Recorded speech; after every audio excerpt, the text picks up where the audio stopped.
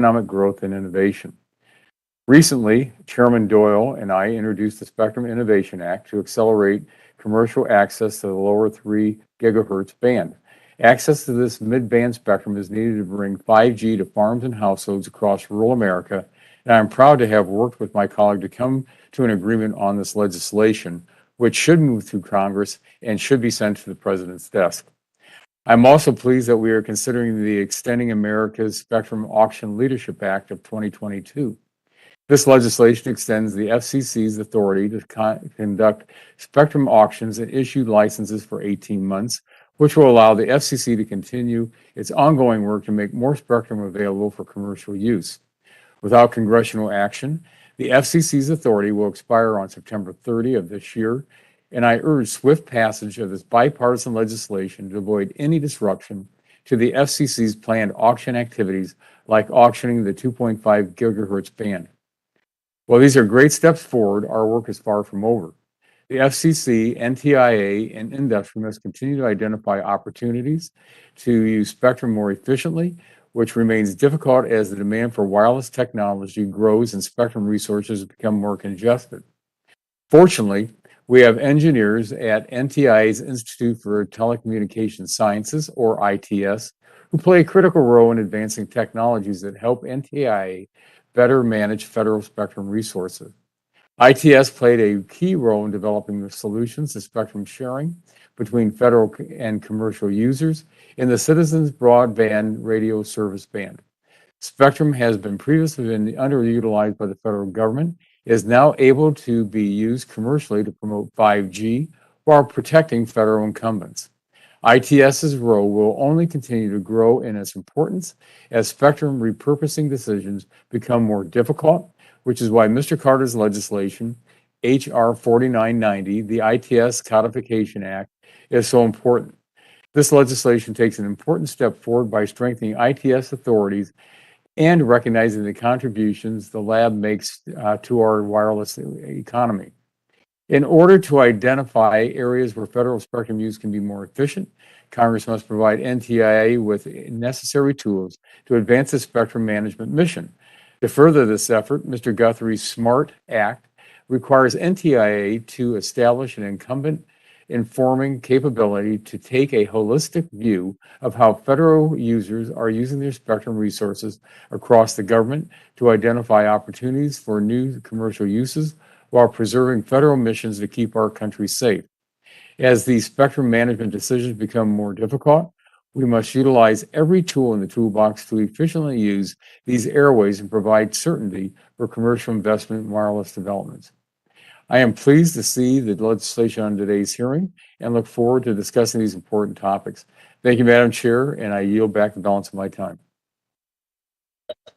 The gentleman yields back. The chair recognizes Mr. Pallone, chairman of the full committee, for 5 minutes for his opening statement. Thank you, Chairwoman Matsui, and it's good to see you chairing the subcommittee today. And let me point out to our members that this is what we call a virtual committee week, as set by the speaker. And there are 3 committee days, today, tomorrow, and Thursday, and we're having a subcommittee hearing each of those days, 2 of which are legislative hearings. So we're always busy, even when we're virtual. We're continuing this committee's longtime work in this subcommittee of ensuring that our nation's communications networks are stable, secure, and reliable. Communication networks are essential infrastructure to help connect friends and families, relay emergency communications to the public, allow business operations to run more efficiently and effectively, and deliver education and health services.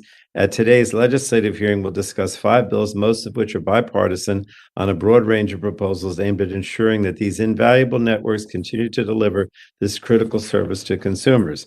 I'd like to comment and give my own view on these bills.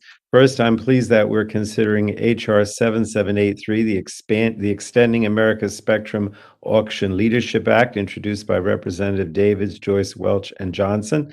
This committee has a long tradition of working together in a bipartisan fashion to lay the groundwork for technological innovation in this country.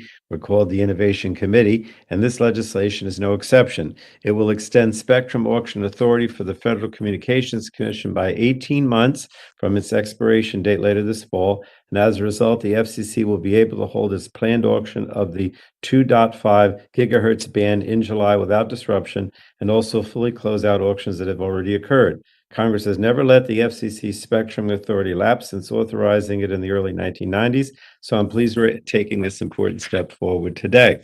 Also want to thank the FCC Chairwoman Rosen Worcel for her leadership on this issue and emphasizing its importance. I agree with the Chairwoman. I'm hopeful that Congress can come together to use the funding from the upcoming auctions to fund important priorities like Next Generation 911 and the replacement of suspect communications equipment, among other good ideas. Next, we're considering H.R. 7132, the Safe Connections Act, introduced by Representatives Custer and Eshoo and co-sponsors by Representative Welch and Wahlberg. While there's no question that wireless phone service can be an important lifeline for survivors of domestic violence, human trafficking, and other related crimes, it's also the case that shared mobile service plans can subject these individuals to hidden risks, such as digital abuse. So this bill addresses this abuse by requiring mobile service providers to separate the survivor's phone line from an account shared with their abuser without financial penalties or other potential challenges after they receive a request from a survivor. The FCC would also be required to establish emergency communications support for these survivors. This is life-saving legislation that has already passed the Senate, and I welcome the opportunity to discuss it here today. We're also considering H.R. 4275, the Insuring Phone and Internet Access for SNAP Recipients Act, introduced by Representatives Luria and Katko. Since 1985, the FCC's Lifeline Program has provided a discount on phone service to qualifying Americans, but the data demonstrates that only a fraction of Lifeline eligible individuals enroll in the program. So this bill would require the FCC to annually submit a report to Congress on the Lifeline Program's enrollment of individuals participating in SNAP. It would also require the FCC to report to Congress on the enrollment of new broadband consumers in the Lifeline Program and the effectiveness of advertising on these numbers. Now, finally, we'll consider two bills directed at the work of the National Telecommunications and Information Administration, specifically H.R. 4990, the ITS Codification Act, introduced by Representatives Carter and co-sponsored by Representatives O'Halloran, and then separately H.R. 5486, the SMART Act, introduced by Representative Guthrie. And collectively, these bills provide NTIA with access to innovative spectrum management solutions, led in part by NTIA's Institute for Telecommunications Scientists, ITS. As the engineering laboratory for NTIA, ITS helps drive innovation, enables the robust development of telecommunications infrastructure, and helps protect an open global internet. So finally, I did want to also recognize, if I could today, a departing member of the Energy and Commerce Committee team. Parul Desai is a native New Jerseyan and has done terrific work for the committee over the past 5 years since she joined us as a detail from the FCC. She's now headed to a new role at the NTIA. We all know the incredible amount of work that agency has before it, and I just want to wish her nothing but the best in her future pursuits. So thank you, Parul. And with that, I yield back the balance of my time, Madam Chair. The gentleman yields back. The chair now recognizes Mrs. Rodgers, ranking member of the full committee, for 5 minutes for her opening statement. Thank you, Madam Chair. Good morning, everyone. The success of our nation's wireless future depends on smart management of our spectrum resources. Earlier this year, we had a hearing on spectrum issues, where we heard overwhelming support from witnesses to extend the Federal Communications Commission's spectrum auction authority to ensure the successful competition of the FCC's upcoming spectrum auction of the 2.5 gigahertz band. This will allow carriers to expand 5G across the United States. I'm pleased to announce that this committee responded. Today, we are considering bipartisan legislation to extend the FCC's auction authority for 18 months through March 2024. This bill will ensure the agency completes their ongoing spectrum activities, and it provides certainty to bidders in the upcoming 2.5 gigahertz auction that the FCC will be able to use their licenses if they bid. I want to thank Chairman Pallone and Chairman Doyle for working with us to reach this bipartisan agreement, and I look forward to advancing this legislation. As demand for wireless technology grows, we need to adapt to make sure our spectrum resources are used efficiently. While it is critical to repurpose spectrum from federal to commercial use, it is becoming increasingly difficult to find prime spectrum bands that are unencumbered.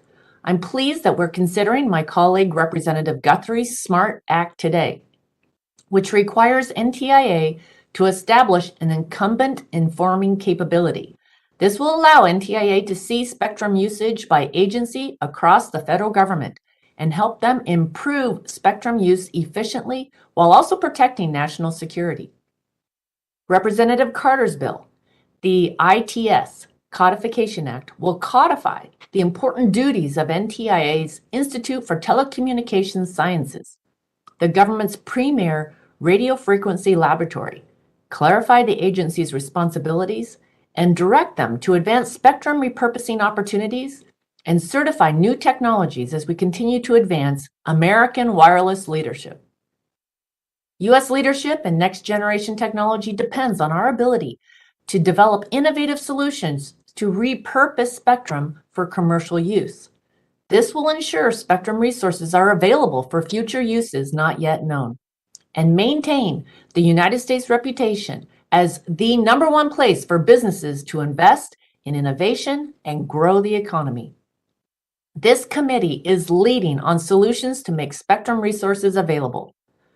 But to unleash the full potential of today's spectrum legislation, we also need to address barriers to deploying wireless infrastructure. Energy and Commerce Republicans are leading on a package of bills, the Boosting Broadband Connectivity Agenda, which roll back duplicative, burdensome regulations and permitting requirements to speed up deployment of broadband infrastructure. Without permitting reform, it will be difficult for the United States to compete and beat China. If we fail to address these reforms, this committee will miss an opportunity to strengthen American leadership in next-gen communication technology. We're also considering legislation that would allow survivors of domestic violence and human trafficking to separate from any shared mobile contracts with their abuser. Republicans have several changes we'd like to see made to this bill if it advances, but we stand ready to work with our colleagues to find a solution.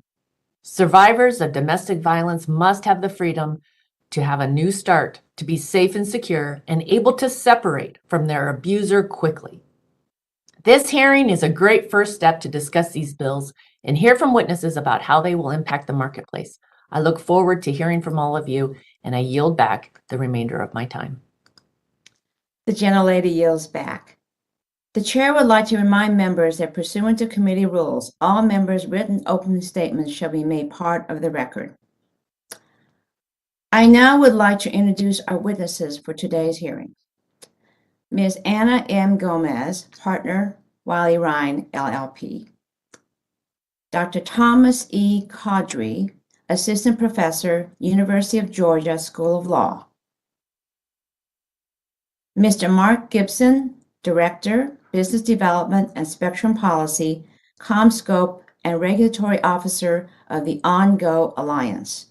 And Dr. Elisa Valentin, Senior Director of Technology and Telecommunications Policy, National Urban League. At this time, the chair will recognize each witness for 5 minutes to provide their opening statement. Ms. Gomez, you are recognized for 5 minutes. Thank you, Chairwoman Matsui, Ranking Member Latta, Chairman Pallone, Ranking Member McMorris Rodgers, and the distinguished members of the subcommittee for the opportunity to appear before you today. My background from working at the FCC and NTIA, as well as my experience in the private sector, give you a unique view of spectrum challenges. However, my testimony today reflects my own views and are not necessarily those of my clients. The tasks that NTIA and the FCC share in managing our nation's airwaves can be daunting, given the diverse array of stakeholders and interests, as well as our continuing need to identify additional spectrum for new and innovative uses. It is important to bolster and respect the agency's shared responsibilities. I therefore want to first commend and thank the committee for its bipartisan attention and commitment to exploring ways to strengthen U.S. spectrum management. The Simplifying Management, Reallocation, and Transfer of Spectrum Act would authorize NTIA's proposed incumbent informing capability, which would provide a common platform for sharing. I want to applaud Congressman Guthrie for introducing this thoughtful legislation. NTIA's missions are critical and complex. The tools Congress has provided ultimately allow NTIA to draw on its experience to ensure continued U.S. leadership in facilitating the development and deployment of new and innovative services, which spur economic growth, investment, and job creation, while ensuring that the federal agencies have the spectrum they need to meet their missions. The Institute of Telecommunications Sciences, or ITS, Codification Act is another important step in ensuring that NTIA has the tools necessary to effectively manage the country's spectrum. ITS is an integral arm of spectrum management efforts by providing research, testing, and analysis both to NTIA as well as to entities with which it is contracted, like commercial providers and other government agencies. By providing the statutory authority for ITS, the Act will further support spectrum management initiatives. And I want to commend Congressman Carter for introducing this legislation. In recent years, the NTIA and FCC coordination process has been increasingly challenging. However, the two agencies recently announced their new joint spectrum coordination initiative. Of the commitments they announced, developing a national spectrum strategy is particularly essential, and any strategy should include identifying additional spectrum for new uses while continuing to ensure that federal agencies can meet their missions. Of course, identifying additional spectrum would be of little use if the FCC does not have the authority to conduct auctions to license that spectrum. In addition to encouraging the best and highest use of spectrum, spectrum auctions have raised over $200 billion in federal revenue. Congress has in turn used that revenue to significantly reduce our national debt and to pay for key national priorities such as the First Responder Network Authority and for 911 grants. Revenue from spectrum auctions also helps facilitate the repurposing of federal to non-federal spectrum through the Spectrum Relocation Fund. Accordingly, Congress's extension of the FCC Spectrum Auction Authority is of paramount importance. I want to thank the bipartisan leadership of this subcommittee for reaching a compromise to extend the FCC's auction authority. Once extended, this subcommittee has an important role to play in overseeing the work in producing a national spectrum strategy that identifies additional spectrum bands for repurposing.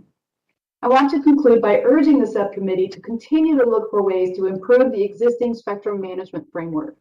In that regard, I refer to FCC Chairwoman Rosenworcel's recent letter to the House and Senate Commerce Committee leaders regarding improvements Congress can make to existing spectrum processes, which includes recommendations for updating the Commercial Spectrum Enhancement Act, or CSEA, to make it even more effective for repurposing spectrum. While the CSEA is an effective tool, there is room for improvement.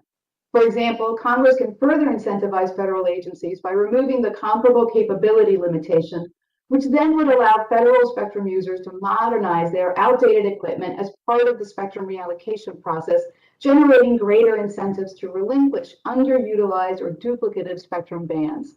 In addition, reforming CSEA to cover costs to evaluate impacts to non-federal bands where there are strong federal equities would allow NTIA to examine thorny issues affecting commercial providers. Thank you again for allowing me to share my thoughts with you on my perspective on pending legislation to improve our nation's spectrum management activities. I look forward to answering any questions you may have. Thank you. Dr. Kadri, you are recognized for 5 minutes. Thank you. Chair Matsui, Ranking Member Latta, and distinguished members of the subcommittee, I greatly appreciate the opportunity to testify before you today. By way of background, I'm a law professor at the University of Georgia, where I'm also affiliated with the Institute for Women's Studies and the Institute for Cybersecurity and Privacy. I obtained my PhD from Yale Law School, and my research focuses on the legal and technological regulation of privacy, speech, and abuse. And as an affiliated researcher with Cornell's Clinic to End Tech Abuse, CETA, I work directly with victims of digital abuse and advise lawmakers on how to address it. Now, I use the term digital abuse to refer broadly to how people exploit technology to harm others. More specifically, digital abuse involves using technology to control, harass, stalk, surveil, or threaten someone in a way that invades their privacy or autonomy or harms them emotionally, physically, reputationally, or financially. Now, digital abuse is on the rise.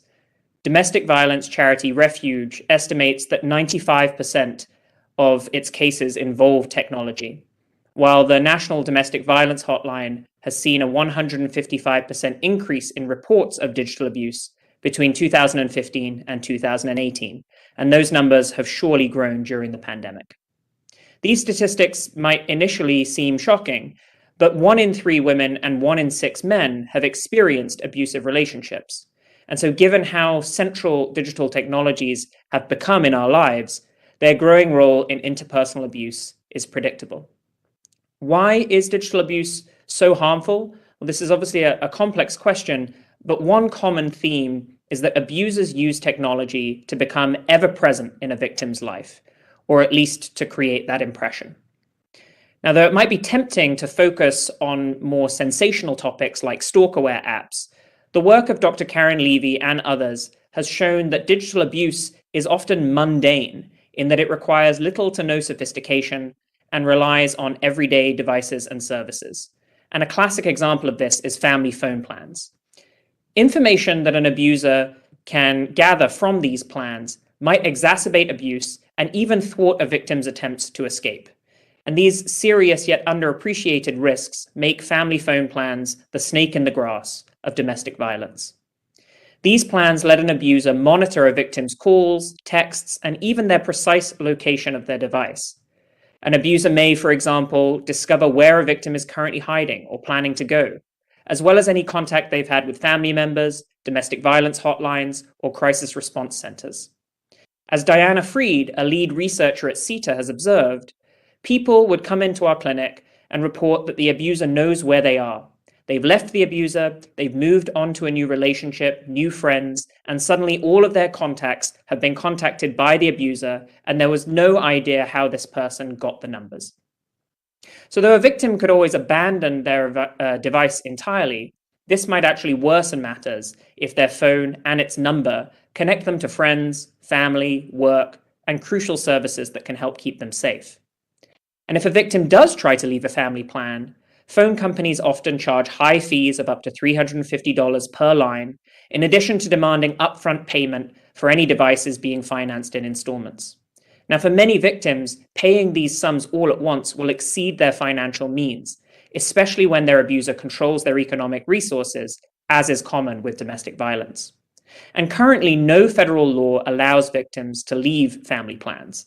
Existing state laws, meanwhile, provide inadequate protections, and people in states without any legal right to get out of a family plan, especially people with low incomes, could effectively be trapped in a contract that allows their abuser to control them.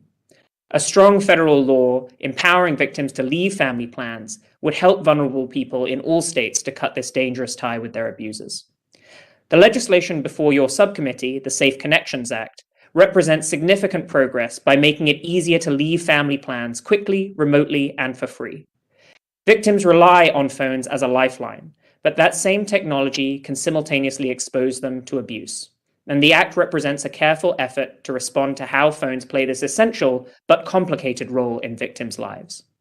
It's encouraging to see the bipartisan consensus that has emerged as the Act has passed through Congress or progressed through Congress, and even the telecommunications industry has now signaled its support. Federal law should allow victims to make a clean break from their abusers with minimal barriers and risks, and the Safe Connections Act would be a step in the right direction. Thank you, and I look forward to your questions. Thank you. Mr. Gibson, you are now recognized for 5 minutes. And thank you, Chairwoman Mitsui, and Chairman Doyle, Ranking Member Latta, and members of the subcommittee. Thank you for the opportunity to testify today. It is truly an honor and a pleasure to be here today, if only virtually. I'm here today in my capacity as Regulatory Officer and Board Member of the Ongo Alliance. The mission of the Ongo Alliance is to support the common interests of members, implementers, and operators for the development, commercialization, and adoption of LTE and 5G solutions for the U.S. 3.5 gigahertz citizens broadband radio service. This is a very important band for the 5G deployment in our country, as it is one of the first 5G bands available, and I'd like to discuss how the legislation that is the focus of today's hearing will enhance the importance of the band and allow for greater deployment of broadband. Deployment in the Citizens Broadband Radio Service, or CBRS, launched in January 2020. In the nearly 2.5 years since CBRS service launch, there have been well over 200,000 base stations deployed across the country. These deployments support all reaches of telecommunications, including support for distance learning during COVID, enabling hospital COVID triage centers, helping otherwise poorly connected farmers achieve 5G connectivity, support for critical manufacturing automation, and helping to connect disparate corners of our supply chain. CBRS literally saves lives. The CBRS band is shared with several types of incumbent operations, including fixed satellite service, legacy broadband, and the DoD. Sharing happens through a spectrum access system, or SAS. The role of the SAS is to tell CBRS base stations what frequencies they can operate on at their locations without causing interference to incumbent operations. For fixed satellite and broadband incumbents, SASs know where these operations are and can easily perform frequency availability analyses. However, for DoD operations, which are generally a specific type of naval radar onboard aircraft carriers, it is not possible for the SAS to know exactly where they are located for national security reasons. Therefore, these operations are identified through coastal sensor networks called Environmental Sensing Capability, or ESC. Each ESC network is comprised of scores of coastal sensors that sense radar operation and alert SASs, which then tell CBRS base stations to avoid the radar frequencies in use. ESC sensors must quickly sense radar operations that occur over 150 miles off the coast, which means that ESC sensors are extremely sensitive to very weak signals, and this also means that ESC sensors can be susceptible to interference from CBRS base stations. To avoid interfering with ESC sensors, CBRS devices as far as 25 to 50 miles from an ESC sensor must operate at reduced power or avoid operating altogether. This creates a de facto protection area around each sensor where CBRS device operation is either curtailed or extremely limited. ESC operators have tried to minimize these protection zones through sensor design and location by placing sensors as close to the coast as possible. But sometimes avoiding populated areas is inescapable. Because of reduced availability of CBRS, ESC sensor protection affects millions of Americans in coastal regions, as well as CBRS licensees who paid over $4.5 billion for their spectrum in an FCC auction. However, there is a remedy to this problem in the form of a portal-based incumbent informing capability. The NTIA has proposed creating a portal they're calling the Incumbent Informing Capability, or IIC. The IIC would allow for any federal spectrum user to notify about their operation with at least a few minutes' notice. This would then be communicated to SASs. Federal spectrum users could specify a time, duration, location, which could be an area, and operating frequencies, and this information could be provided to SASs, which would then protect the areas as if an ESC sensor had sensed the radar. The only drawback to the IIC is authorization and funding. There is currently no firm timeline for the construction of the IIC and no authorization or specified funding source. The IIC would greatly enhance 5G operations in CBRS, including allowing our operators to increase power levels and fully realize the value of the band, allowing potentially millions of Americans along the coast to benefit. This is why the Ongo Alliance fully supports H.R. 5486, or Simplifying Management, Reallocation, and Transfer of Spectrum Act, the SMART Act, and we honor Congressman Guthrie's work on this. The SMART Act will provide the NTIA with a timeline and funding authorization to build a capability that will allow for sharing in all bands, not just CBRS. Thank you again, and I look forward to your questions. Thank you. Dr. Valentine, you are now recognized for 5 minutes. Thank you so much. Chairwoman Matsui, Ranking Member Latta, Chairman Pallone, Ranking Member McMorris, Rodgers, and distinguished members of the subcommittee, thank you for the opportunity to appear before you today. My name is Elisa Valentine, and I am the Senior Director of Technology and Telecommunications Policy at the National Urban League. I bring you greetings on behalf of our President and CEO, Mark Morial. In my prior role, I was a special advisor to FCC Commissioner Jeffrey Starks, where I advised the commissioner on broadband policies that impact communities of color and low-income communities. And in this capacity, I made policy recommendations regarding the FCC's Lifeline program. I was also the person watching the live stream or sitting behind my former boss as he answered from the committee, but my virtual seating arrangement has changed a bit today. The National Urban League and our 92 local affiliates have long recognized that access to high-speed internet is a civil right.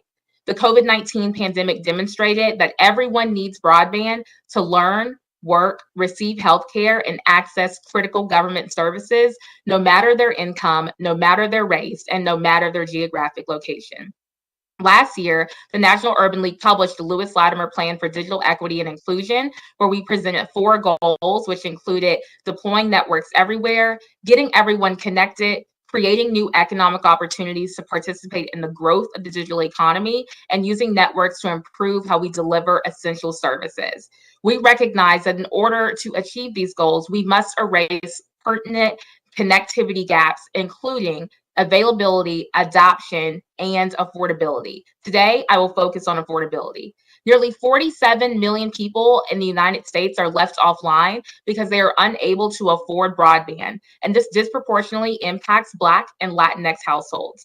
In fact, 29% of Black adults and 35% of Latinx adults do not have a home broadband connection.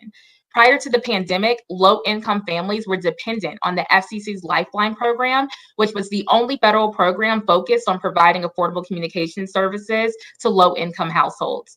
This program must be modernized to reach households who need it most because it's very underutilized with a participation rate that hovers at around 19%. We need a whole of government approach to get households enrolled in what is already a literal lifeline for millions of families.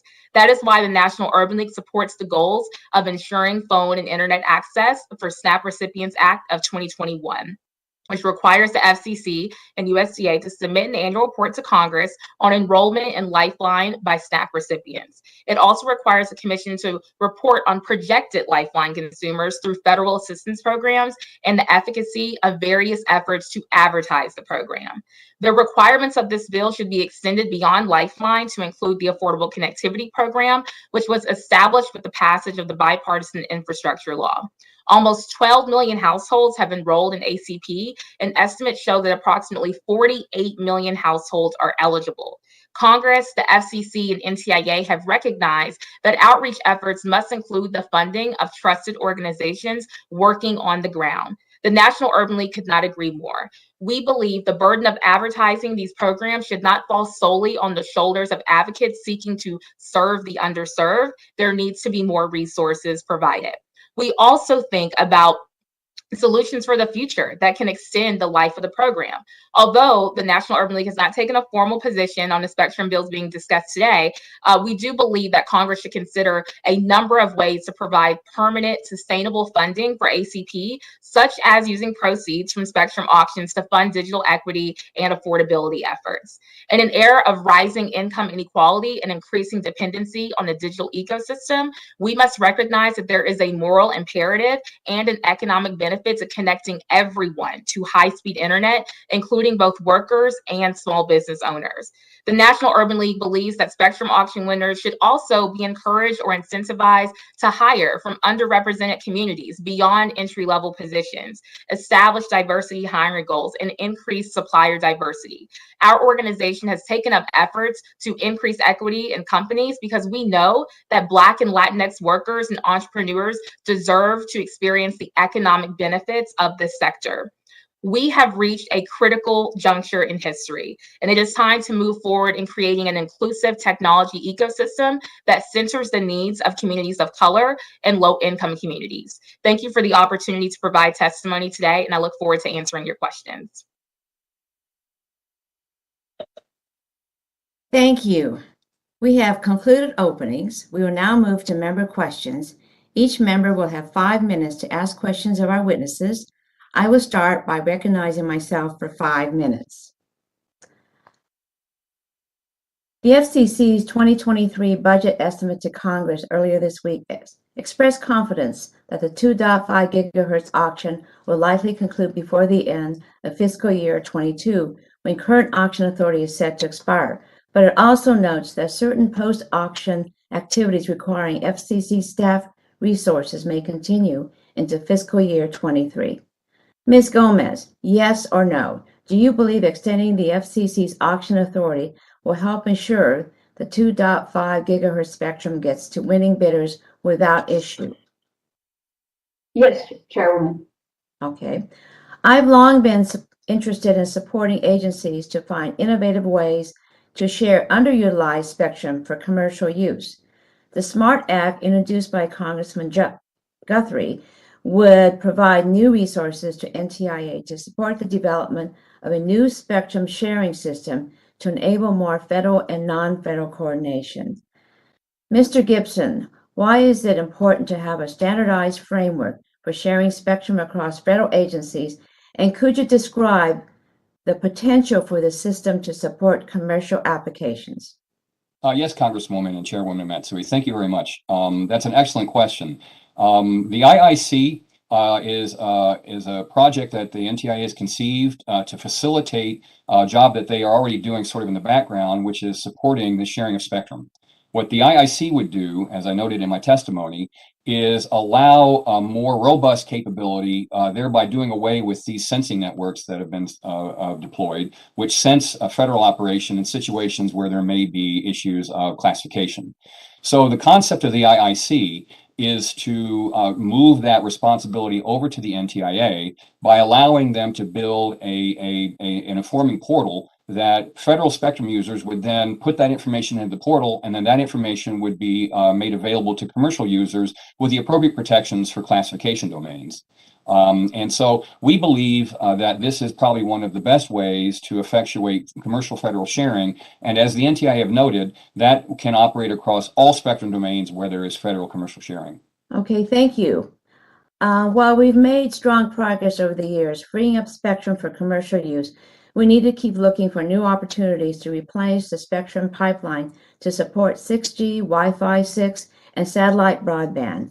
Ms. Gomez, what role does federal equipment like receivers and other technology play in supporting or limiting our ability to free up spectrum? Thank you for that question. Federal agencies have equipment that at times is aging. And unfortunately, the Spectrum Relocation Fund does not permit the agencies to use those funds to do anything but replace their equipment with that have a comparable capability. The comparable capability thus serves as a disincentive to the extent the agency's equipment is close to the end of life or is decades old. So permitting agencies to expand their system's capabilities would serve as powerful incentives to agencies to plan for repurposing their spectrum. Okay, thank you. The FCC's Lifeline program has helped ensure Americans experiencing economic hardship can maintain broadband and voice services. At the onset of the pandemic, I wrote then Chairman Pai, urging him to take immediate steps to grant provisional approvals for Lifeline subscribers as they become eligible directly or via qualifying support programs. It's important that we continue to reduce barriers to and expand the awareness of the Lifeline program. Dr. Valentine, do you see additional opportunities to streamline the Lifeline enrollment process and increase coordination between the FCC and other federal agencies to increase awareness of the program? Yes, definitely. You know, the bill before us today at its core is about understanding where we are, understanding where we're hoping to go, and identifying any gaps that may persist in the road to get there. I think that it'll also help us to understand, you know, who is eligible for the Lifeline program. Is it folks who are struggling with housing insecurity? Is it folks who are struggling with food insecurity? And that can then help organizations like the National Urban League figure out where we need to focus our efforts to raise awareness about the Lifeline program and the Affordable Connectivity Program. Okay, thank you. My time is expiring, so I yield back. And I recognize Mr. Latta, Subcommittee Ranking Member, for 5 minutes to ask questions. Well, thank you very much, Madam Chair. And again, thanks to our witnesses for being with us today. Greatly appreciate it. Mr. Gibson, if I can start my questions with you. And again, The new wireless use cases demand federal agencies to identify new and innovative tools to make more efficient use of spectrum use. An incumbent informing capability system seems to show great promise for enhancing NTIA's ability to manage federal spectrum and increase opportunities for commercial use. This tool would give NTIA a greater understanding of how and when federal spectrum users are occupying the airways. How would this tool help promote better interagency coordination of spectrum resources? Well, thank you, Chairman. Well, that's an excellent question. As we all know, the NTIA is the spectrum manager for the federal government, and in that role, the NTIA is ultimately responsible for interfacing with commercial users in that regard. The informant incumbent capability will allow other federal spectrum users, the agencies, to interface with a portal that the NTIA can then use to make that information aware to commercial spectrum users. This could be made aware through this thing I talked about called a spectrum access system or otherwise. NTIA has just constructed a very broad concept for this. So the concept of the IIC should facilitate sharing across all federal spectrum domains just by being there and allowing the federal spectrum users to put their spectrum usage capabilities or spectrum usage information into this that would thereby be made available to commercial users. Well, thank you. Ms. Valentine, HR 4275, the Ensuring Phone and Internet Access for SNAP Recipients Act, would require the FCC to report on the enrollment of the Lifeline program that also participates in the SNAP program. What benefit, if any, would this provide? I believe that it will help the FCC better coordinate with USDA. I think it can be extended, obviously, to other federal agencies. As I just stated, it's important for us to know where we are, where the gaps in participation are. And I think it's also really important to help us understand what effective kind of advertising efforts there are out there so we can better focus those efforts as well. Let me follow up. Does the FCC currently have the SNAP enrollment data, or would this be new data collection? There is some data that with USAC, I know that there is data about kind of like the SNAP databases, and the folks are kind of like directly enrolled through the states, which I believe that enrollment rate is at about 13%. But then there's also folks who get into the program on like kind of a multitude of databases. And I don't have clarity, and I'm not sure the FCC has clarity on how folks are entering when they're eligible through kind of like multiple programs. So this will just better help us kind of pinpoint that information. Thank you.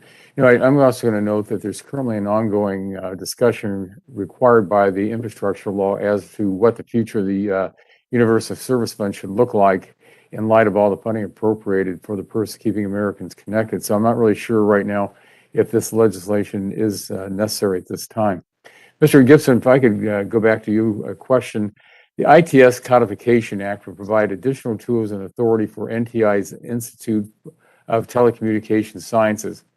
As a significant user of the CBRS spectrum, which ITS help make available for commercial users, you have benefited from their work. What role did ITS play in the CBRS framework? And how can expertise be utilized to address our future spectrum management challenges? What an excellent question. ITS started off initially by doing a series of interference measurements, bench type and lab type interference measurements of radar systems into commercial systems. That report was huge and was made available initially so that the commercial world could better understand what role the radars play in causing or mitigating interference. So that was the first work they did. As we moved through, ITS actually were the agency that did testing for the ESCs and the SASs. On behalf of the FCC, they did all of the testing for all of the ESCs to test us against commercial availability. And then as we've been working through this, they've conceived, I'm not sure if they've actually been able to do it, propagation modeling efforts to help better inform the propagation models that we've been using.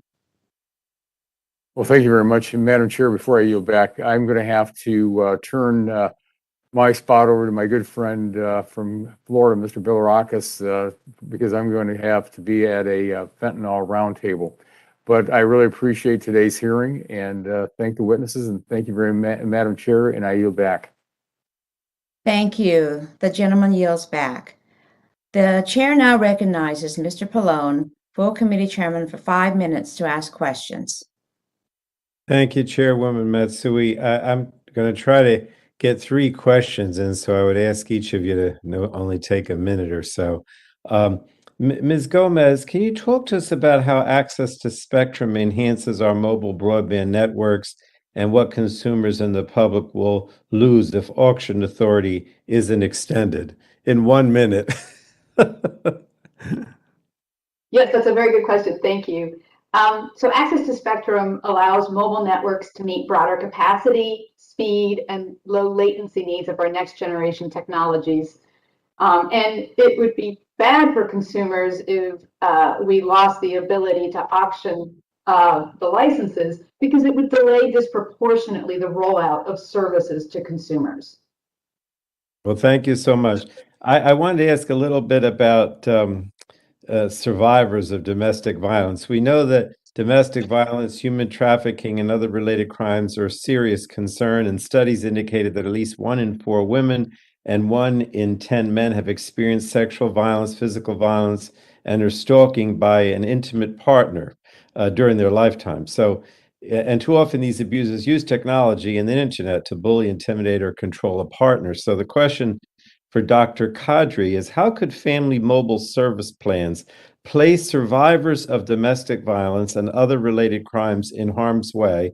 And would providing survivors with the ability to separate their phone service from their abusers help? Thank you, Chair Pallone. Absolutely. The family plans allow abusers to monitor a victim's calls, texts, and even their locations sometimes. And so all of this information from family plans can enable further escalation by the abuser. And safety planning is so essential when a victim is trying to leave an abusive relationship. But that same planning can also create immense danger if an abuser discovers an imminent departure.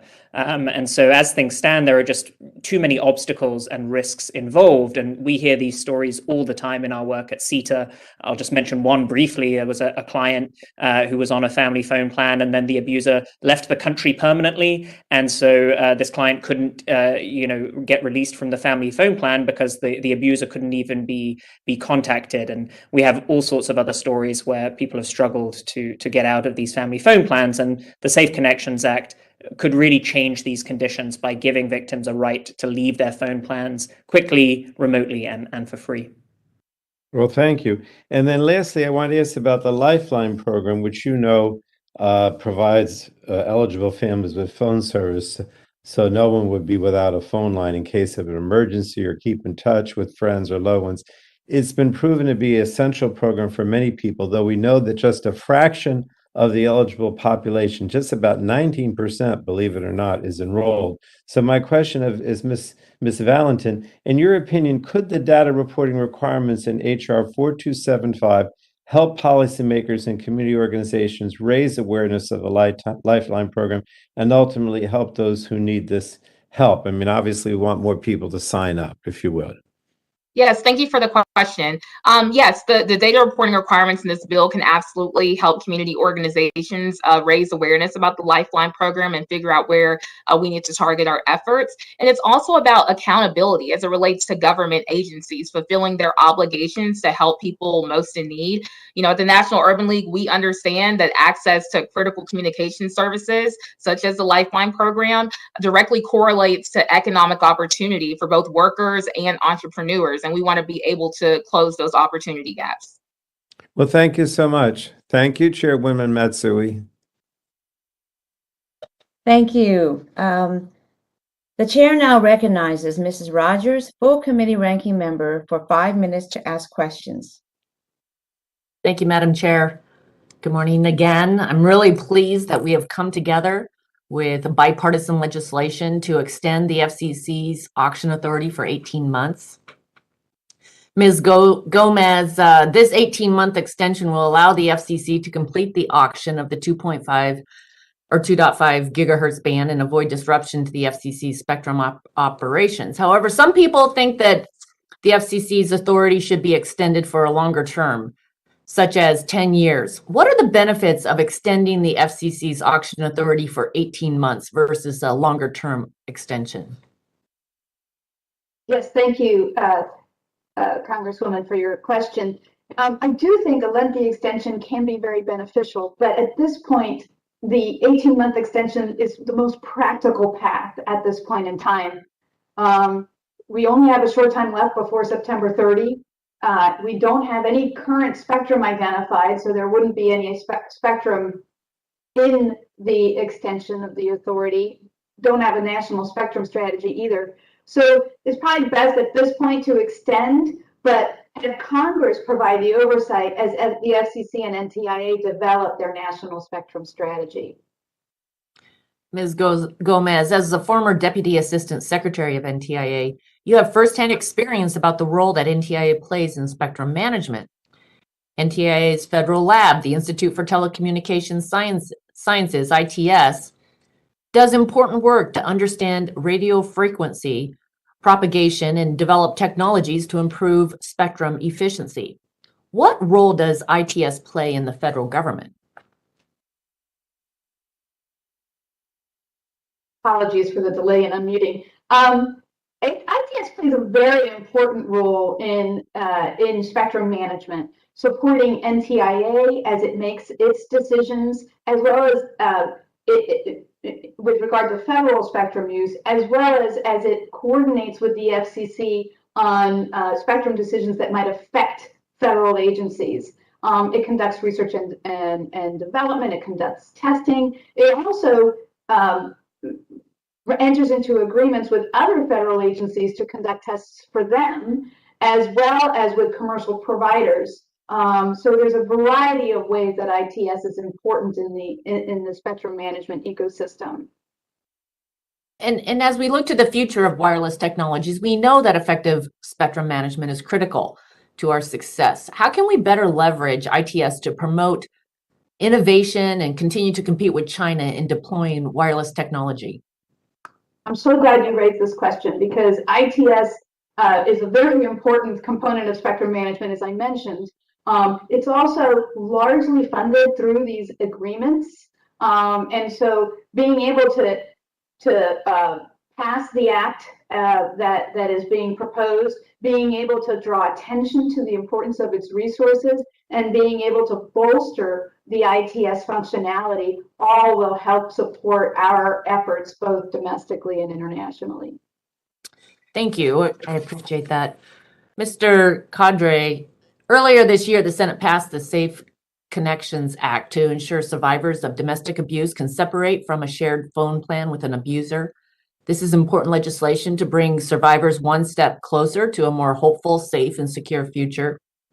However, it's also important that we get the details right in this legislation so that both survivors and wireless carriers have a smooth process for providing relief. Would you speak to the challenges survivors of domestic violence face when they're trying to separate from the shared aspects, such as a shared phone contract?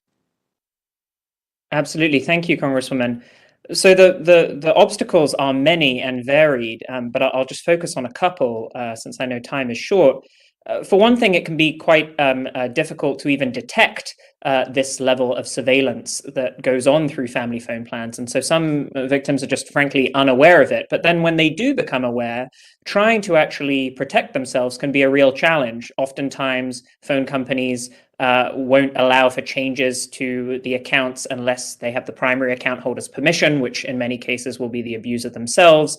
At other times, there are considerable fees and upfront costs that really make this kind of barrier to separating the line too daunting for survivors to go through. I'd be happy to mention other obstacles, but those are a couple that I think are of particular concern to survivors when they're trying to protect themselves and get out of these plans.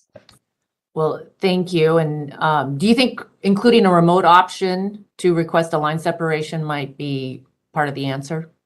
Absolutely, and I'm pleased that the Act, at least as I read it, does include such a protection, particularly given the fact that so many survivors may have real concerns about going into a physical store, particularly in smaller communities where the people working in the stores may know them, they may know the person of concern. So I think providing that remote option is crucial.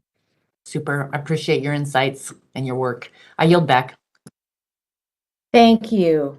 The gentlelady yields back. The chair recognizes Mr. McNerney for 5 minutes to ask questions. Well, I thank the chair for holding this hearing, and I thank the committee staff for putting it together, and the witnesses for bringing your expertise here this morning for us. Ms. Gomez, how would greater spectrum sharing between the federal and non-federal entities impact the current deployment of our 5G networks? Thank you, Congressman, for that question.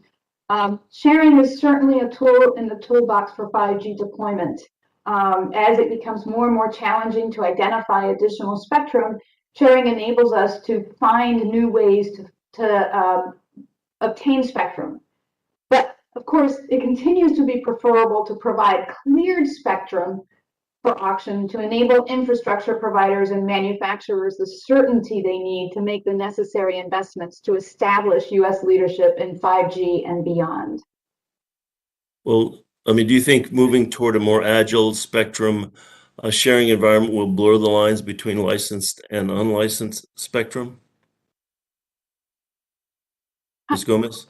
Thank you, Congressman. I don't think we have the technology or the systems in place today to get to an environment that would blur the lines between licensed and unlicensed spectrum, but I can imagine sometime in the pretty far future when that could happen. It would require, of course, investments in technology, changes in our allocation processes, and how our regulatory agencies approach spectrum management.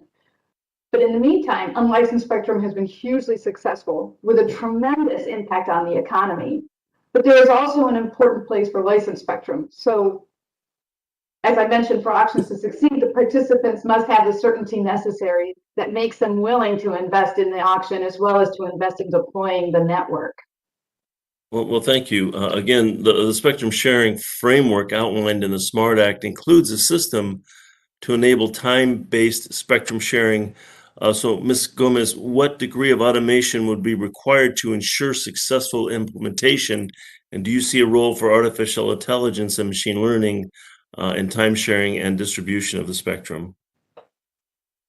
Yes, so I have to admit I'm not an expert in this exact area, but I will point out that Ntia wrote a report on the IIC a while ago in which it mentioned that eventually the system should lead to a point where AI and machine-based learning is utilized as a method of implementing these sharing mechanisms. Good. Thank you for that response. Mr. Gibson, in your written testimony, you explained the concept of incumbent informing capability as a mechanism to manage interference more effectively between federal and non-federal users, specifically in the citizens band radio service. Could the IIC be expanded to other parts of the spectrum? Thank you, Congressman, for that question, and that's a very good question. And clarify, I don't know that I think the IIC manages interference. It manages spectrum availability, thereby reducing the capability for interference. But absolutely, it could be applied to other parts of spectrum. In fact, the NTIA's vision for the IIC is to be used across all spectrum domains where there will be federal commercial sharing, and it could also be extensible to federal sharing to the extent that that's a thing. Yeah. But their vision on it is very broad, and it could really easily very effectuate federal commercial sharing in any spectrum band. Is artificial intelligence used in that process or planned to be used in that process? It's not planned to be used in that process, but artificial intelligence, machine learning absolutely lend themselves to spectrum management. That's my area of expertise. And full disclosure, we were a SaaS provider, we are an ESC provider, and we've been using bits and pieces of artificial intelligence to improve the fidelity of responses to spectrum inquiries, thereby mitigating or eliminating interference using those types. It's a little nascent, but it is beginning. Excellent. Well, what implications would an IIC have for unlicensed 5G and deployment of broadband? Well, they could, to the extent that any sort of deployment will be in shared spectrum, the IIC wouldn't matter what spectrum is being managed. So it could handle licensed, it could handle auction spectrum, it could handle unlicensed. For example, in the 6 gigahertz band in the United States, there is this concept being called an automatic frequency coordinating system that's coordinating much like a SAS for commercial 6 gigahertz unlicensed and around microwave systems. The same thing could be applied in, say, the 7 and 8 gigahertz band, sharing with federal systems up there. So it would absolutely lend itself to that. Very good. Thank you. Looks like my time's about expired, so I'm going to yield back. Thank you for your responses. Thank you. The chair now recognizes Mr. Guthrie for 5 minutes to ask questions. Thank you, Madam Chair. You said in your opening statement that we worked on more spectrum bills than we can count, and I agree. And each time it's been a pleasure to work with you, and our staff has been a pleasure to work with your staff. So appreciate that very much. My first question today is for Ms. Gomez, and I want to thank you for your support of my legislation. Spectrum is obviously a valuable and increasing scarce resource, and I believe we need to do all we can do to ensure that every spectrum user is efficient as possible, including the federal government. So my question is, how would an incumbent informing capability help NTIA work with federal agencies to resolve technical barriers to making more federal spectrum available for commercial users? Thank you, Congressman Guthrie. So while there is a preference for clearing bands for exclusive use, it is getting harder to fully clear bands, and sharing has some benefits. The IIC will provide needed transparency and certainty during sharing scenarios. It would also replace some of the current dynamic sharing methods that are proving to be technically challenging. I would note that the capability will not enable the use of fully cleared spectrum, but to the extent there are geographic sharing opportunities, it would permit broader uses of spectrum in areas where the federal agencies may not be operating. Thank you. Yeah, I keep muting in between, so it doesn't have feedback, so sorry. The SMART Act, and Ms. Gomez again, the SMART Act directs NTIA to establish a standardized framework for federal spectrum users to share more real-time usage information. As NTIA seeks to identify new bands to clear for commercial use, how would this tool help preserve and enhance federal missions that are key to protecting our national defense, such as those carried out by the Department of Defense? We all want access and better spectrum, but we also want to make sure our agencies, particularly the Department of Defense and others, can accomplish their core mission. So how does this balance that? Thank you, Congressman. That's right. And I mean, NTIA's mission is to support the other agencies' ability to fulfill their missions through the use of spectrum, while balancing, of course, the need to support innovation for the economy.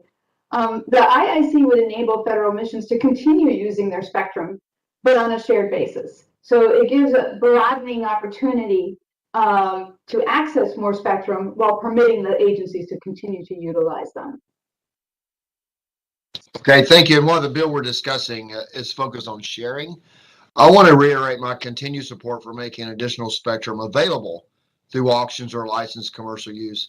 So Ms. Gomez, again, can you talk about the role of NTIA in finding ways to incentivize federal agencies to be more efficient with their spectrum so that we can make more spectrum available for non-federal use? And does this bill strike the right balance between prioritizing auctions where possible and sharing where auctions are infeasible?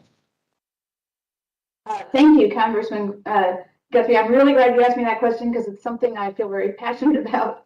In NTIA's role as spectrum manager, NTIA must work with all agencies to make sure they're making efficient use of their spectrum. It is challenging, however, for NTIA to motivate other agencies to work on either identifying spectrum or to make more efficient spectrum use if the sole purpose is to repurpose their spectrum for other uses. They are understandably focused on fulfilling their missions, while NTIA's is the efficient use of spectrum while supporting the innovation economy. So the CFDA has provided tools for NTIA in its efforts to repurpose spectrum, but I noted in my testimony it could be broadened to provide additional incentives. In addition, it is helpful when Congress or the White House includes spectrum bands to be studied or auctioned in its legislation or in executive orders or memoranda, Such actions bolster the work that NTIA is doing and gets the federal agency's attention and helps provide that motivation. Okay, thank you. I appreciate that. That completes the questions that I have. So I'll yield back, Madam Chair. Thank you. The gentleman yields back. The chair now recognizes Mr. O'Halloran for 5 minutes to ask questions. Thank you, Madam Chair and Ranking Member, for holding this meeting today. We need more hearings like this where we're working together to solve a problem, where we're more focused on finding a solution than partisan bickering, and I appreciate the bipartisan emphasis on this meeting. I want to voice my support for the Safe Connections Act introduced by my friend, Congresswoman Custner, which would take necessary steps to protect victims of domestic abuse and other crimes. Thank you for your leadership on this, and I'm glad to see this committee consider the bill and hope to make it move through the House quickly. Another bill we're considering today addresses a problem I see far too often in my district and in under-resourced communities in general. Congress passes legislation oftentimes aimed at helping struggling communities, working families, or seniors. But the people it's supposed to help don't know the program exists or that they're eligible at all. Far too often, people don't know how to navigate bureaucratic systems. We should be doing everything we can to make it easier for them to get the help they need. Ms. Valentine, what does a whole-of-government approach look like when reaching underserved and under-resourced communities? Thank you so much for the question. I would say a whole government approach means that federal agencies across the board are using their existing authorities, using their existing resources to reach underserved communities in a coordinated fashion.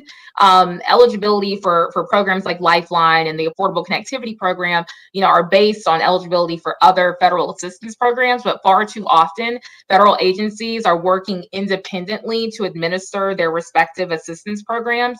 So agencies can, work on creating coordinated, educational materials. They can share information across agencies and just work on effective outreach efforts. I was just out in the field yesterday in my district at 3 different communities, and each one of those communities brought up a lack of knowledge on what was going on with the different programs within our whole of government approach. So somewhere along the line, we're missing the opportunity to get the information out there. I know that my staff does a consistent job on that, but we have to find a way to, I don't care where it's at and what agency it is, we have to find a way to allow our citizens to know what's going on out there. Another question, Mrs. Valentine, beyond this bill, are there other approaches Congress should consider to ensure eligible households access programs like Lifeline and Affordable Connectivity Program? For example, certain tribal programs administered by the Bureau of Indian Affairs qualifies households for the ACP. Should Congress consider requiring BIA to provide information to eligible households about the ACP, or should other agencies be working together in that whole of government approach to get this information out to people? Yeah, thank you for the question. Well, as you know, tribal communities are disproportionately disconnected, and they're dealing with both access issues as well as affordability issues. And with the Lifeline program, as well as the ACP program, that's recognized, and that's why tribal communities receive those enhanced benefits for broadband services. But those benefits can only be effective, as you said, if households actually know that these programs exist. So I think that Congress should definitely explore all options that encourage and incentivize federal agencies to work together in reaching these households. And I think cross collaboration between the FCC and the BIA can certainly help increase enrollment. And we've certainly welcomed legislation that supports those goals. Thank you very much. I'm also glad to see this committee consider bills giving the NTIA and the FCC the necessary tools to manage spectrum in an efficient and innovative way. Spectrum is a public resource. It belongs to all of us, but it is also a finite public resource. Our approach to spectrum policy must reflect that reality.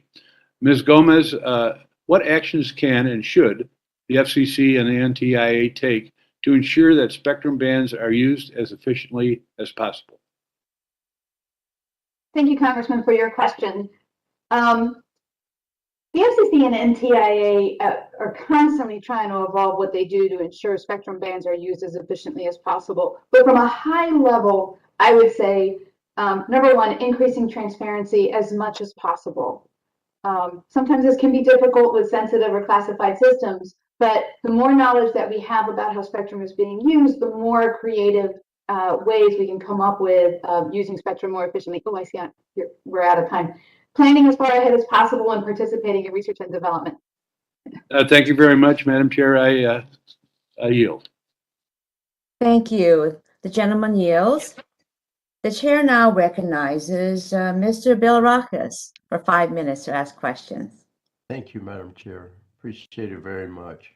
Like many of my colleagues, I'm pleased to see a bipartisan bill to extend the spectrum auction authority for an additional 18 months. The benefits that auctions have brought through increased revenue, technological innovation, and consumer choice have been immeasurable.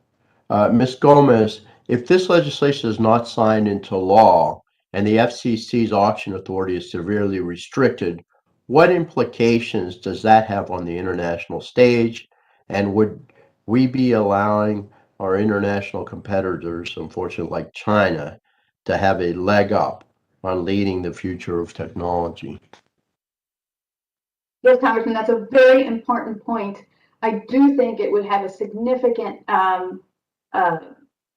effect on our international standing, largely because it would put us back to the old-fashioned way of licensing spectrum, which is very lengthy and inefficient. And so we would be significantly delayed vis-a-vis other countries who are actually quite advanced in providing spectrum for new and advanced services. Thank you. Next question. It's been some time since I've brought up natural disasters in this subcommittee. And with June 1st being the beginning of Florida's hurricane season, the time is right to remind people of the dangers, but also the promise that technology brings to have, again, we need to save lives. Congressman Carter's ITS Codification Act includes the creation of an emergency communications and tracking technologies initiative that would help locate trapped individuals during events when communication lines are down, helping save lives when seconds count. Again, Ms. Gomez, what can Congress do to continue advancing ITS leadership in technological innovation? Thank you for that question. ITS does core research for public safety to better understand the components of a communication signal need to be prioritized, to see through smoke in a video, to have resolution, the necessary resolution for public safety responses. So the work that they're doing is very important. Adequately funding ITS to conduct this research is critically important for us to be prepared as a nation to meet the challenging of a changing environment and what that poses to communication systems. So, you know, Congress supporting the act is terrific, and continuing to find ways to utilize ITS and to bolster its funding would be terrific. Thank you. As a follow-up, Mr. Gibson, what role can ITS play in developing technologies to more efficiently use spectrum resources? Oh, thank you for the question. That's very insightful. And I would say that, you know, I wanted to make sure that I did say this, that I think in my opinion, ITS is probably the best at what they do. And so I think that some of the collaboration that ITS has done with industry and also with the federal government in terms of innovation, what we can do in industry and also federal government is come up with ideas, and then ITS can then instantiate those ideas in whatever. They can build models, they can build tools, and which is some of what they're doing now. In fact, they had built a tool to support spectrum sharing in other spectrum bands in the AWS band. So I think allowing, as Ms. Gomez said, allowing them the funding they need to get going, allowing collaboration with other experts in the industry, I think that'll help bring about what we're looking for. Sounds good. Thank you, Mr. Gibson, and I yield back the balance of my time, Madam Chair. Thank you. The gentleman yields back.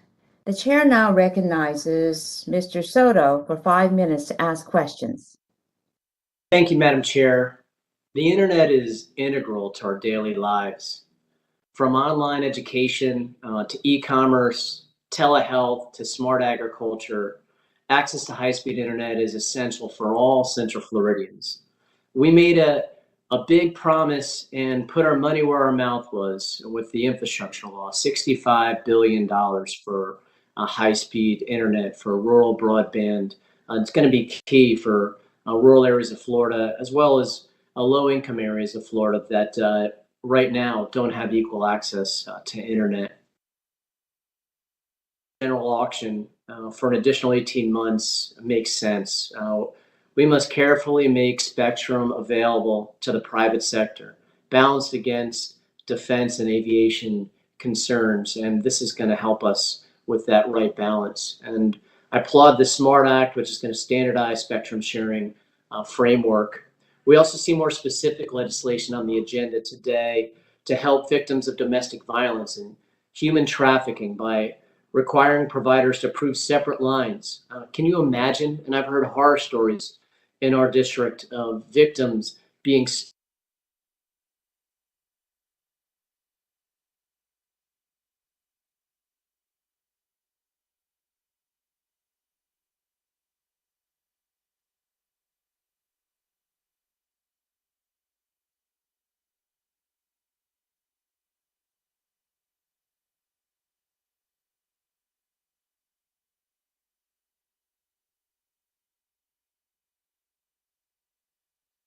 hurricanes and how that can put folks into danger. There are many isolated areas of the Sunshine State also. So this is going to be key in emergency response. Mrs. Gomez, it'd be great to hear a little more about some examples of how there's interagency hangups, barriers, and conflicts as we're trying to deploy a new spectrum. What actually happens on the day-to-day to slow this stuff down, and how does the SMART Act address that? Thank you, Congressman, for that question. So, on a day-to-day basis, I actually think the coordination between the agencies is quite good. There's a good relationship at the staff level between the agencies. What becomes difficult is when we are asking agencies to put away their attention from their day-to-day missions and to focus on finding ways to free up spectrum for other uses. So as I mentioned before, what we need is incentives for the federal agencies to focus and to provide the engineering that is necessary in order to determine how we can utilize spectrum either more efficiently or repurpose it for other uses. Please continue. Sorry, go ahead. And you believe the SMART Act would help address those incentives? I think to a certain extent it helps address those incentives. It's important that NTIA have that capability and that NTIA's authority be bolstered and recognized as the manager of federal spectrum. For purposes of sharing, it would definitely help NTIA fulfill its mission and work with the FCC to find more ways to share spectrum. Okay, so it helps, but we have more work to do. Dr. Kadri, my constituents would be shocked to know that domestic violence and human trafficking victims can't even separate a shared line from their attackers. And I was looking in your testimony about roughly only a dozen states provide protections. So 38 states across the United States have nothing to help victims of domestic violence get away from something as essential as having their own cell phone. And you also mentioned in your testimony requiring a court order. So does this legislation, will it help those other 38 states, and will it need a court order, or will we be able to really fast track this going forward? Thank you, Congressman, for the question. It certainly would help all of those people in states where there are just no existing protections. And no, thankfully, the bill as currently drafted would not require the burden of trying to seek a court order to force a phone company to do this. The survivor would have to provide certain documentation from a third party in order to get the line separation, but they wouldn't have to go to court in order to be able to do it. And that would be a big change, even for those folks in many of the other states where there are some limited protections for them.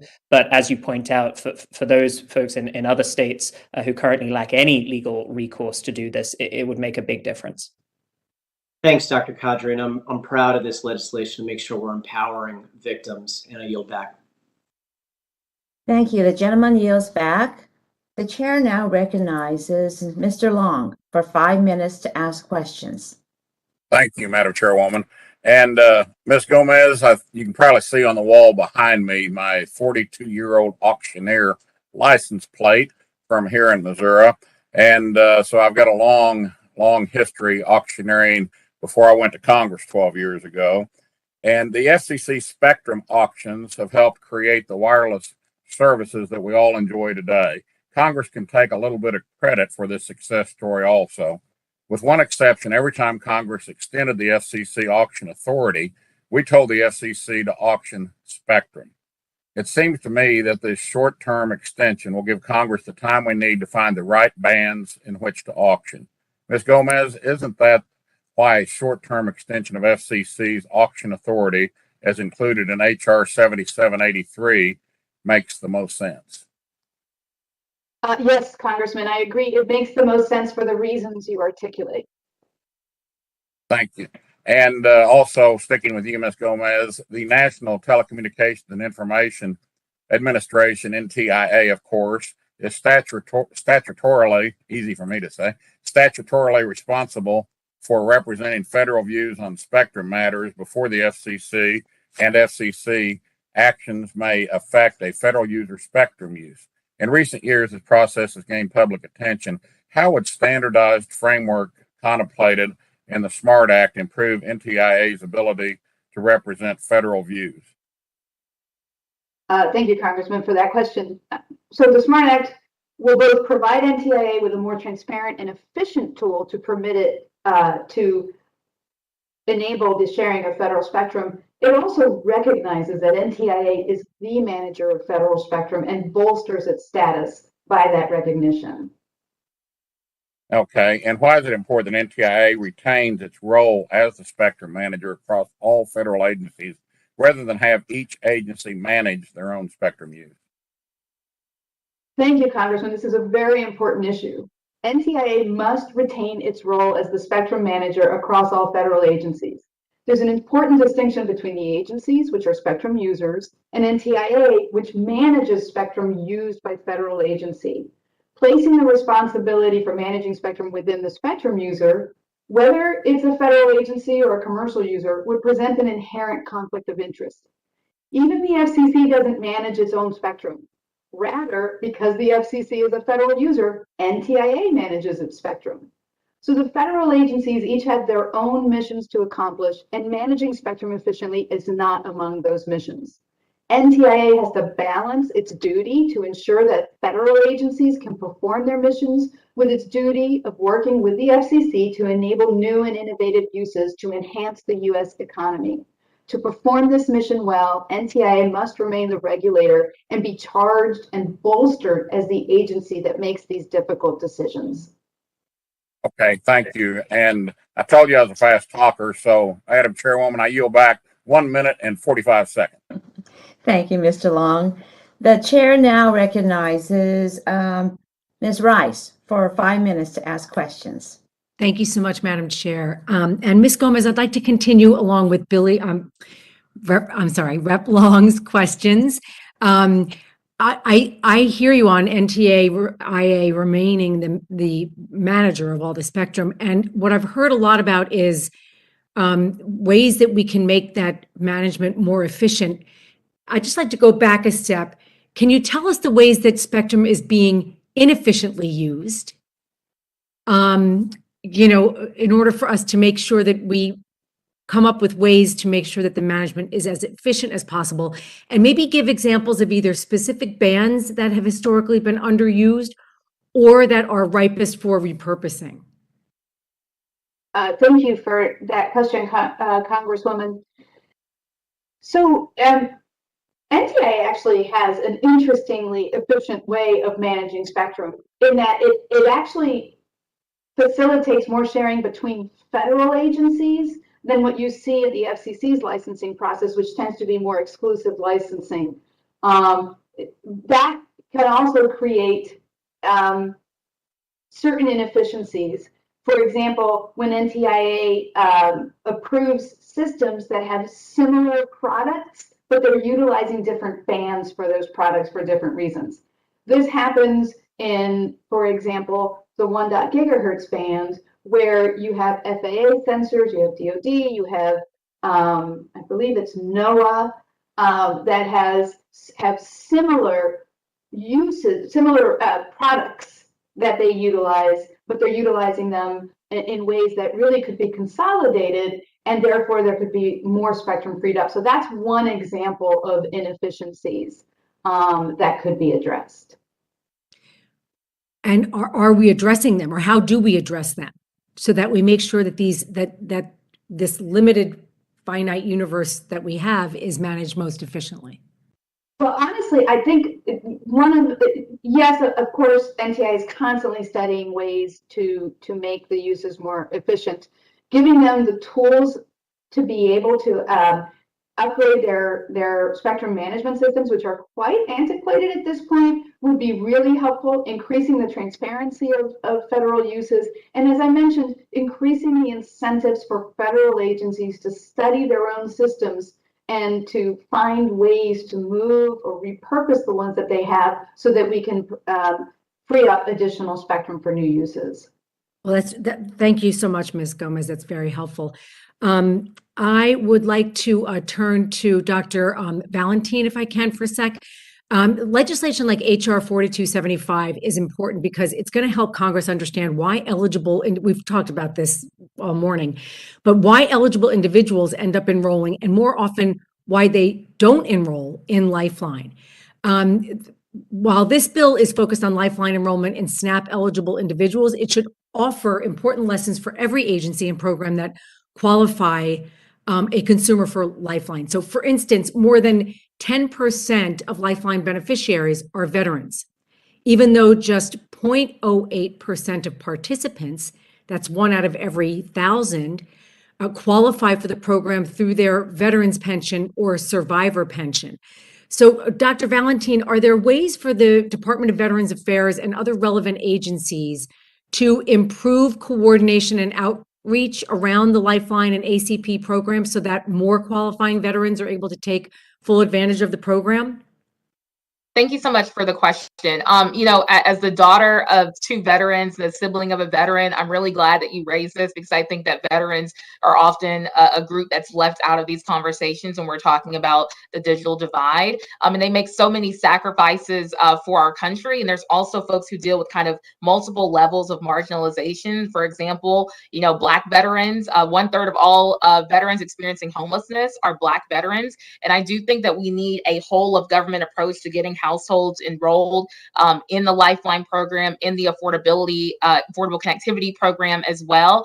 And we need to make sure that if someone signs up for a program, at the VA, they sign up for a program at USDA, they are immediately notified about all the other programs that they're eligible for, including Lifeline program, including the affordable connectivity program. All right, that's good to know. Thank you. I just want to thank the witnesses so much and thank Madam Chairwoman and the Ranking Member for bringing this hearing today. Thank you, and I yield back. Thank you. The gentlelady yields back. The chair now recognizes Mr. Wahlberg for 5 minutes to ask questions. Mr. Wahlberg?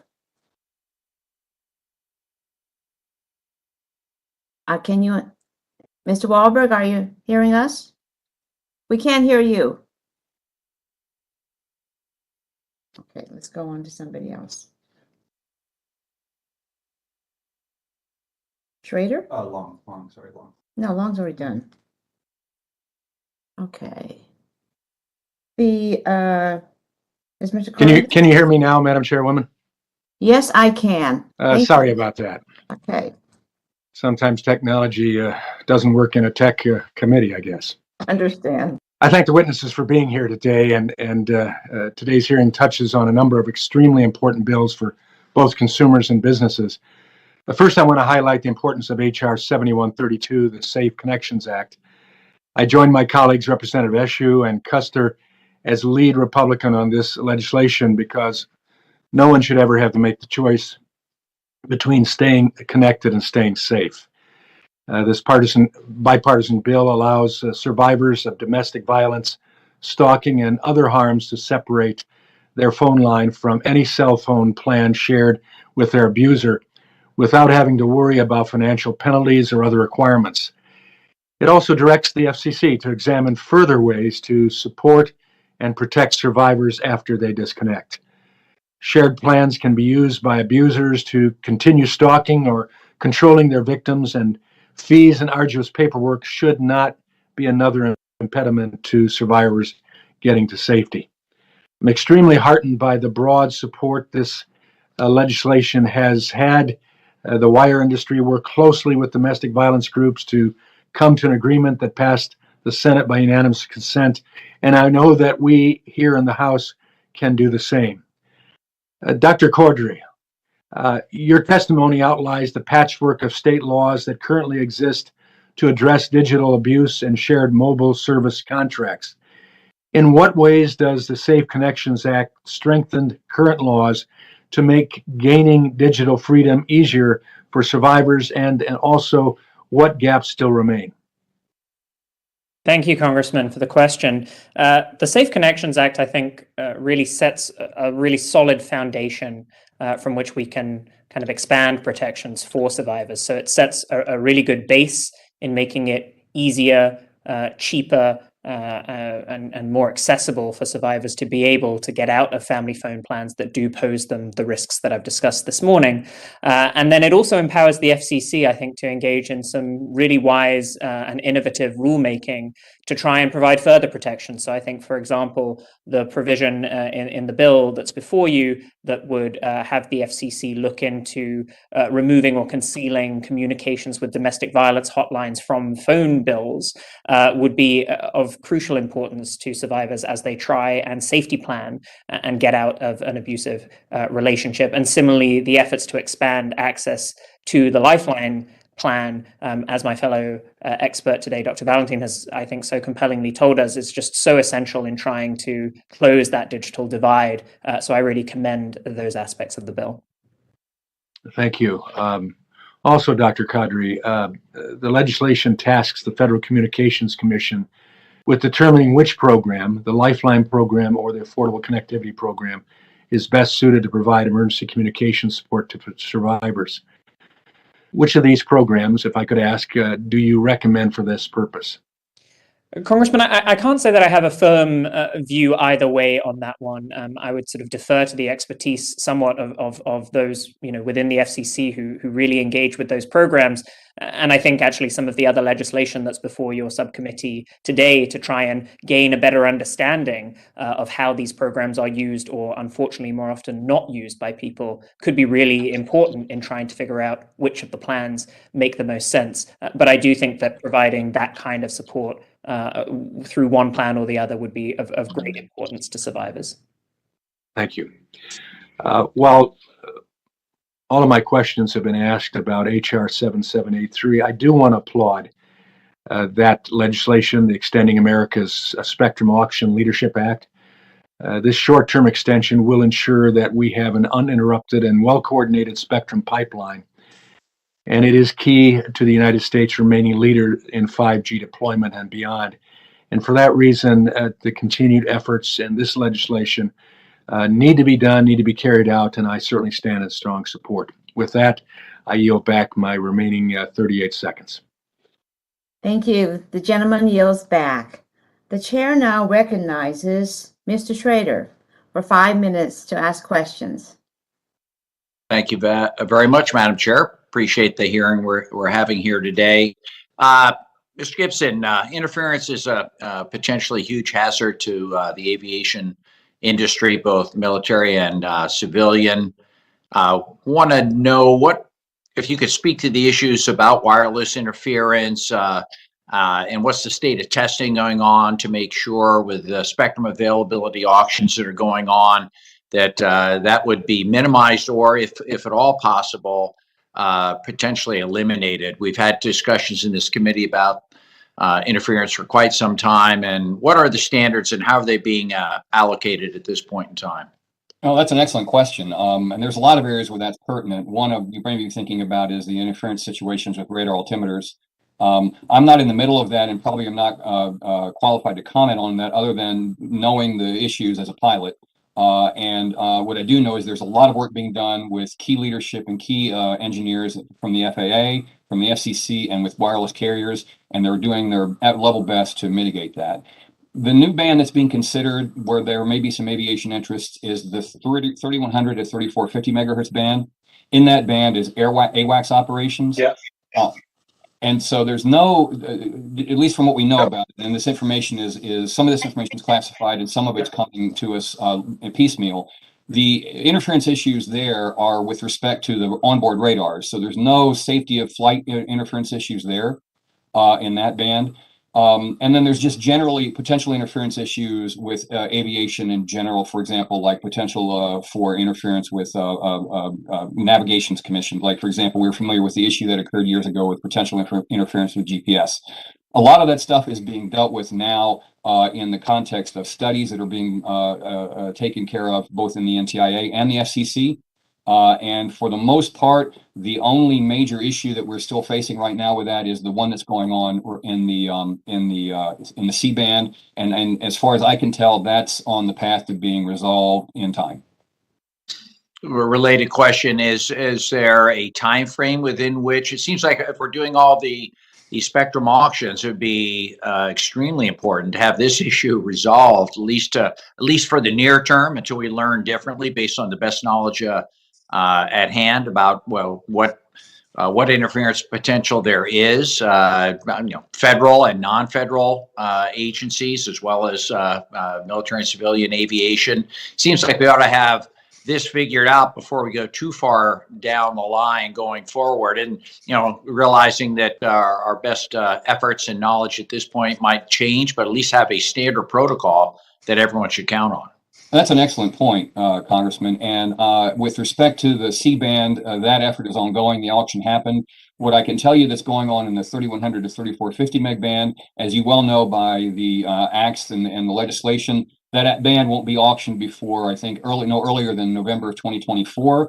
And there is study going on as we speak. In fact, I was in a day-long meeting yesterday trying to better understand how the equities that are owned by the DoD in that band can better share with commercial operations.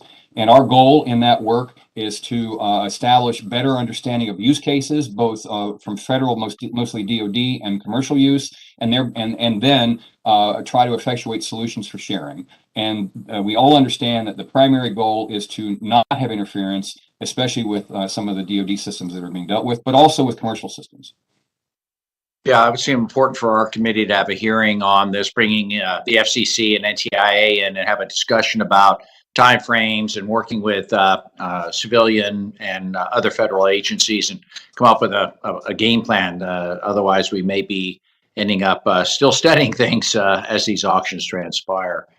I guess last question regarding and it was hinted at before, which is, why extend the authority for only a short period of time?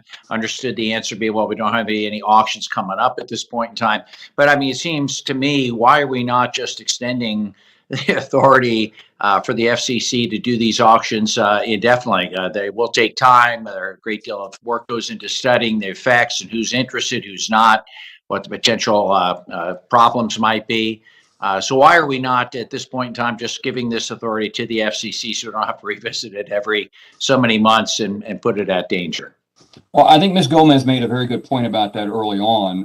Mostly it's related to, among other things, the fact that we don't have any spectrum auctions teed up in the near future, certainly beyond the horizon for the 18 months. And also would note that the commission is down to commissioner, and that some of the folks at some of the key bureaus there are acting. And so 18 months seems to be an appropriate time frame, all those things considered. Very good, very good. Now I yield back. Thank you, Madam Chair. Thank you. The gentleman has yielded back. The chair now recognizes Mr. Carter for 5 minutes to ask us questions. Thank you, Madam Chair, and thank all of the witnesses for being here. Very important hearing, very, very important. As you know, and I'll start with you, Ms. Gomez, but as you know, I've introduced House Resolution 4990, which is simply to codify the Institute for Telecommunications Services. It also directs the Assistant Secretary of Commerce for Communications and Information to establish an initiative that will support the development of emergency communications and tracking technologies. But the main impetus of it is really for the Institute for Telecommunication Sciences, or ITS. As you know, it's NTIA's lab, and it's important for test and research to solve the challenges that we have, of the technical issues. Can you just, Ms. Gomez, can you just please speak to the importance of ITS and how this bill will strengthen it in the lab's important work? Yes, Congressman, thank you for that very good question. So NTIA has a very technical mission between spectrum management, supporting technical decision-making, and supporting spectrum being transitioned for commercial uses. ITS conducts the studies to enable sharing, for example. What they are doing day to day is support NTIA's efforts to make decisions about how to manage spectrum more efficiently and how to avoid interference while supporting agency missions. This includes conducting interference studies for FCC actions that affects federal users. So their work is very important in both supporting existing spectrum uses and ensuring that they are in an interference or harmful interference-free environment, but also for finding new and innovative ways to use spectrum and enabling decision-making that allows that. Great, great. Well, I'd asked Secretary Davidson earlier this year, and I'll ask you the same thing. What role do you think ITS will play in improving NTIA's interagency spectrum coordination mission? Thank you for that question. ITS plays such an important role because what ITS gives us is the engineering basis for these discussions and their decisions. They are the ones that provide the proof of how things are going to work. So it's very important for these discussions. So we don't just rely on, generalized discussions or hyperbole. We actually have what we would call a science-based conversation about how to utilize spectrum. Well, let me ask you this. It's obviously critical to ensure that the FCC continues to have the ability to auction spectrum. We all agree on that. But you note in your testimony that there's a need for better spectrum coordination. Well, based on your experience at NTIA, I'm curious, what do we need to be doing to ensure the long-standing interagency spectrum process works? Thank you for that question. I think the most important thing that we need to be doing is recognizing NTIA's statutory role as the manager of federal spectrum. What we have seen is if federal agencies or also private parties are unhappy with a decision that has been made, then utilize outside of the NTIA and the FCC coordination process in order to continue to litigate some of the issues. And that's just not healthy to have a strong spectrum management process. So bolstering NTIA's position is important. The White House needs to strongly support NTIA and to reinforce its role as the federal spectrum manager.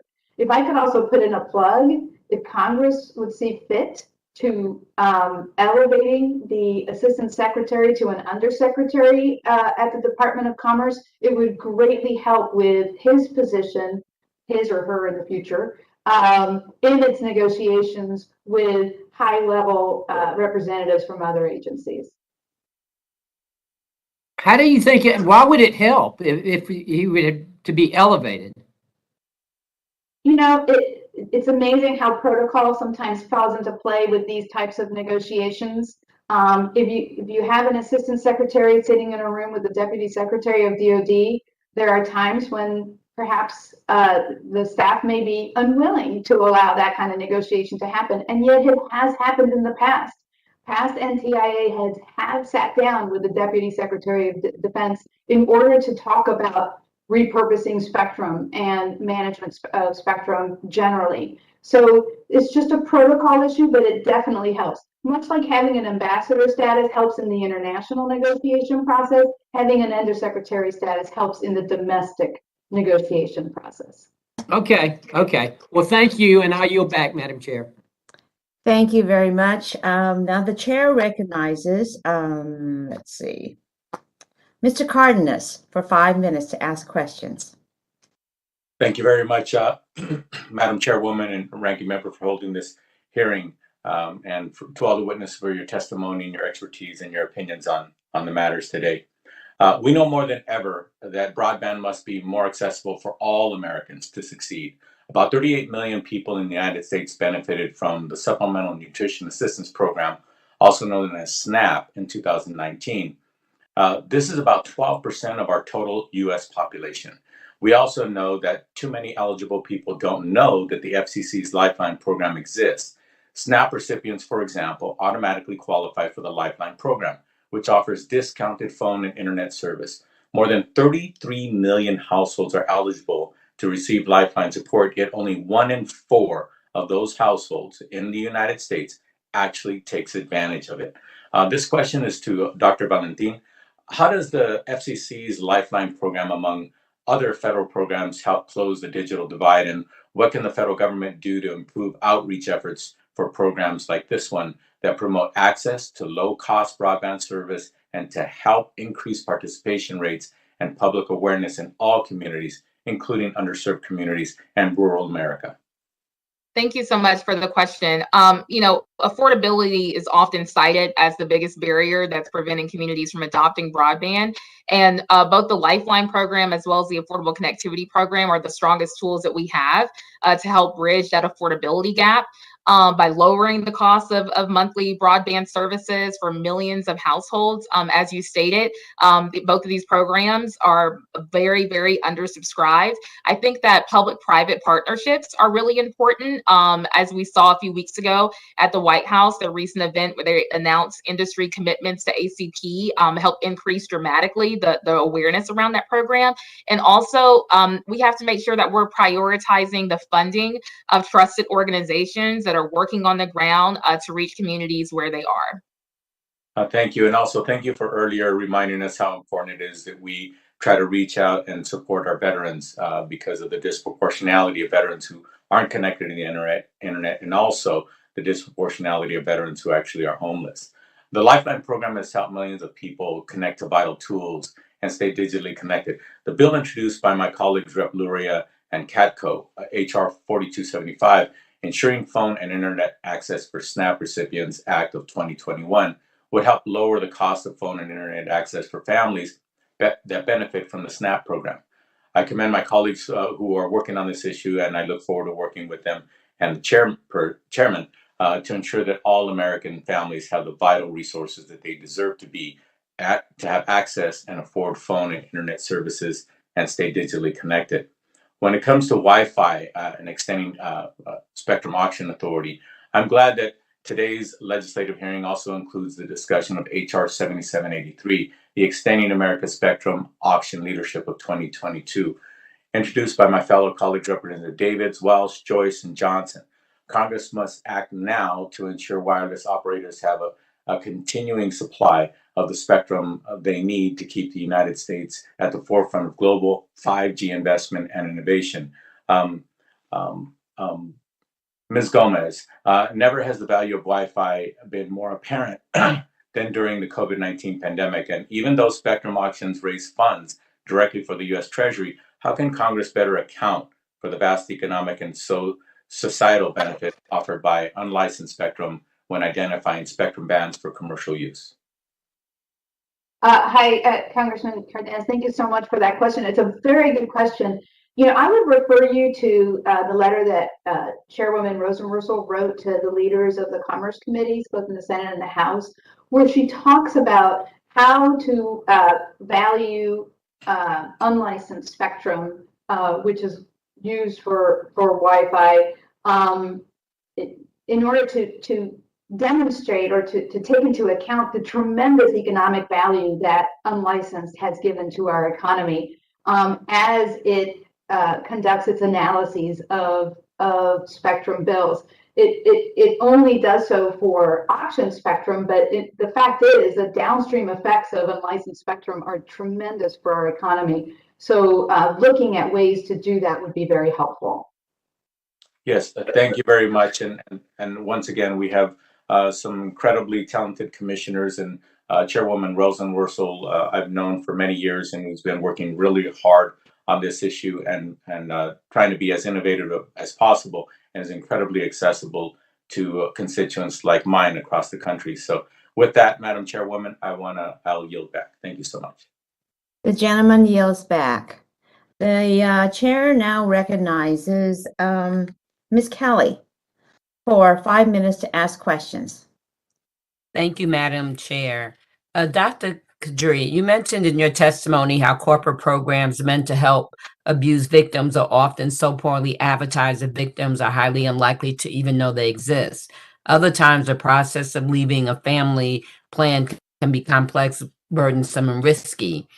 Beyond what is required in the Safe Connection Act, are there other things wireless service providers can do to help make it easier for victims to leave a family plan?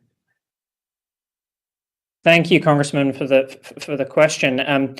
Certainly there are. One thing that springs to mind is that the phone providers could allow survivors to leave family plans based solely on a survivor's own sworn attestation of abuse. Now, although the Safe Connections Act requires third-party documentation, there's no reason why companies couldn't allow people to leave family plans based on their own affidavit. And so I think that's one thing that they could do. They could also certainly do more to warn account holders about the potential risks from family phone plans. And indeed, I think an earlier version of this bill had a provision in there that required adults of 18 years or older to sort of opt in to any of these monitoring features on a family plan, such as the location information that could be shared. And although that's no longer in the bill, I see no reason why phone companies couldn't do that and why they shouldn't do that. I firmly believe that they should. So those are just a couple of ideas of what they could do on their own sort of volition. Thank you so much. As many of my colleagues are aware, representation at big tech for women and minorities is abysmal. There's only one woman to every 3.76 men employed at the big 5 tech companies: Amazon, Facebook, Apple, Google, and Microsoft. Racial diversity is also a major concern, with an estimated 77.1% of venture-backed startup founders being white and only 1.8% Black. Those numbers do not bode well for creating teams equipped to empathize with victims of digital abuse who are overwhelmingly women, racial minorities, and sexual minorities. Dr. Kadri, can you discuss how lack of representation in the tech industry can further harm survivors, and what steps companies can take to do more to protect women, racial minorities, and sexual minorities? Certainly, Congresswoman, it's an excellent question and a really important issue. I think, not only must these companies engage actively with questions of diversity in hiring, as one of the other experts earlier mentioned,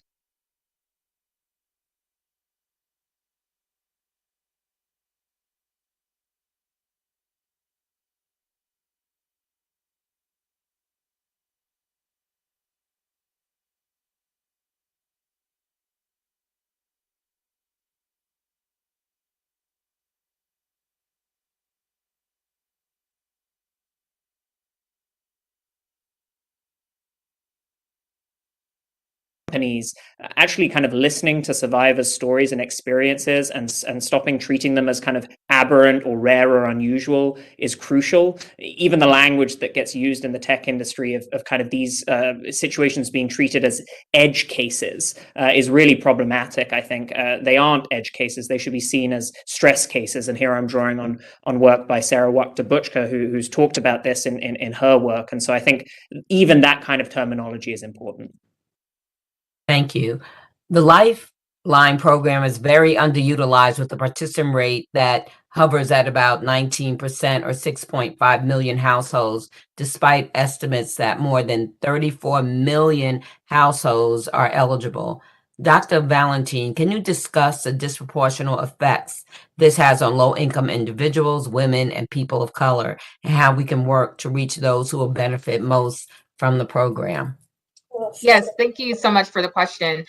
So yeah, when we're talking about folks who aren't connected, we're talking about our most vulnerable populations, which includes domestic violence survivors, and includes people who are experiencing homelessness, people of color who are disproportionately in lower wage jobs. And so the lack of connectivity impacts one's ability to have access to healthcare, impacts one's ability to have access to government services that are online, and even impacts one's ability to stay connected to family and friends. But it can't be underscored enough that this is also about an economic opportunity gap. We're leaving these groups behind within a tech ecosystem, and when we're not connecting them to broadband and all the opportunities that are associated with broadband. So we have to be able to lean on groups that have connections in the communities, fund these groups so they can fund their outreach efforts, and also needs to be more outreach efforts going on the federal level as well. Thank you so very much. I'm out of time, so I yield back. Thank you. The gentlelady's time has expired. Thank you. Yield back. The chair now recognizes Mr. Veazey for 5 minutes to ask questions. Thank you, Madam Chair. I think it's great that we're holding this hearing and for the witnesses being here today. I think today's hearing reflects the deliberate and bipartisan work that the committee has been able to accomplish to help connect millions in urban and rural America and ensure we maintain a robust telecommunications infrastructure. And especially in areas like that I represent here in the Dallas-Fort Worth area and every part of the country. It's good that we're having this discussion. Dr. Valentine, first of all, I want to say congratulations on your recent transition to the National Urban League. And my first question deals with the FCC's Lifeline Program and HR 4275, the Insuring Phone and Internet Access for SNAP recipients that was introduced by my colleagues, Luria and Catco. As you know, the legislation will require the FCC to submit reports on enrollment in the Lifeline Program by those participating in SNAP. According to the USAC in Texas, there are approximately 2.7 million Lifeline eligible households, yet only about 280,000 are subscribed, which is a 10% participation rate in the program. That is also much lower than the national average participation rate, which is around at 20%, 19% or so.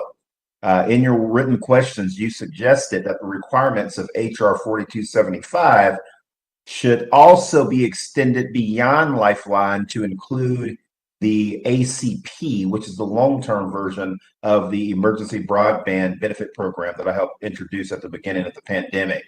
Can you explain the benefits of extending the requirements of this bill to go beyond the Lifeline program to also include a report on enrollment in the Affordable Connectivity Program by SNAP recipients?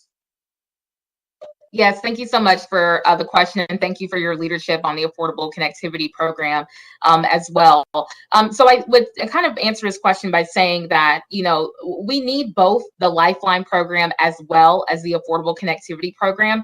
As you know, when you're applying these benefits, you can only apply it to either mobile services or your wireline services, and there are households across the country that need both. Therefore, we need to understand the data from both of those programs. And hopefully it will also help us understand if, for example, the Lifeline subsidy needs to increase and how we can better coordinate the programs as well.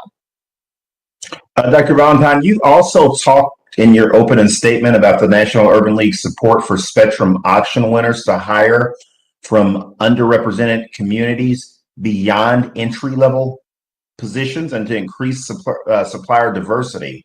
And as you know, many of these auction winners have also made commitments to incorporate racial equity initiatives into their businesses. Do you think these winners are delivering on their promises? I think that we can always do better, honestly. And I think that this is something that National Urban League has been working on for years. But the more that we can integrate equity and inclusion into companies, the better. And it goes across the board from the workers who are entering the field to the C-suite to what the community investments are of these companies. And I know that sometimes, people will say, well, it's better for Congress to stay on the sidelines and let the private sector work all this out, or we need some help from Congress. Do you think that there's anything that Congress can do to incentivize auction winners to hire, retain, and promote underrepresented groups? Yeah, I think, any legislation that you all introduce in this space would definitely be welcomed, because again, we need to make sure that all communities are benefiting from this booming ecosystem. Yeah, no, absolutely. And with that, Madam Chairman, I'll yield back, but thank you to the panelists. I thought that this was a very useful topic today. Thank you, Madam Chair. I yield back. The gentleman yields back. The chair now recognizes Ms. Clark for 5 minutes to ask questions. Thank you very much, Madam Chair, for convening this very important hearing, and thank you to our panelists of witnesses for your expert testimony. Increased and targeted outreach efforts are necessary for all eligible families to take advantage of programs like the Lifeline Program. HR 4275, the Insuring Phone and Internet Access for SNAP Recipients Act of 2021, requires the FCC to submit reports on the effectiveness of various Lifeline Program advertising efforts. Dr. Valentine, could you elaborate on how these reports could assist in increasing the utilization of the Lifeline Program among SNAP recipients? Yes, we really just need to know where the gaps persist. And I would say that something as it relates to, outreach efforts that we can sort of lean on, and this is something National Urban League talked about in recent comments to the FCC. The CDC had a program, the Partnering for Vaccine Equity grant program.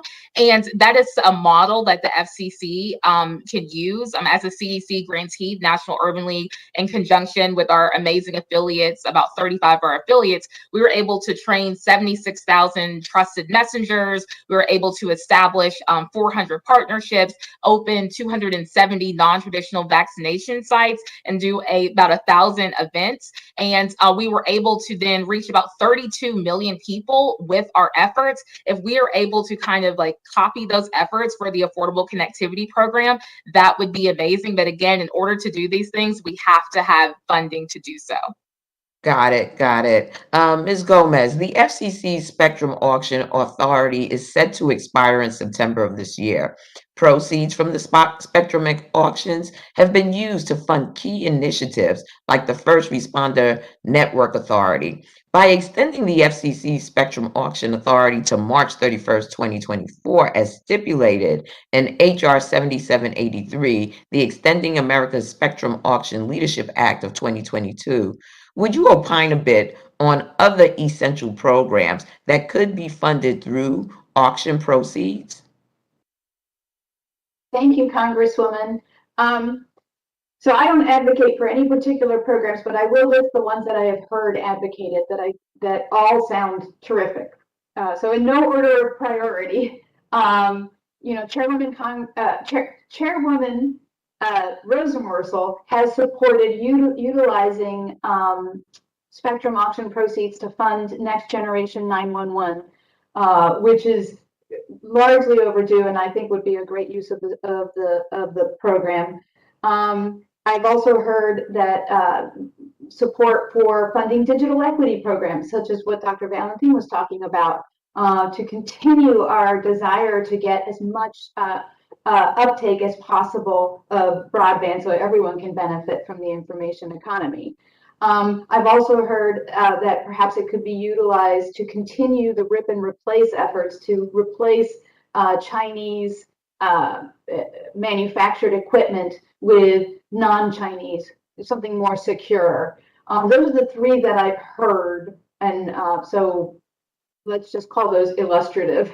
Thank you. I appreciate it. HR 7132, the Safe Connections Act of 2022, requires service providers to provide information for survivors seeking to separate from a shared mobile service contract on their website, in physical locations, and other forms of consumer communication. Dr. Kadri, in your testimony, you indicated that some providers are voluntarily offering similar programs to help survivors of digital abuse, but the programs are not well advertised, so the survivors are not aware of these resources.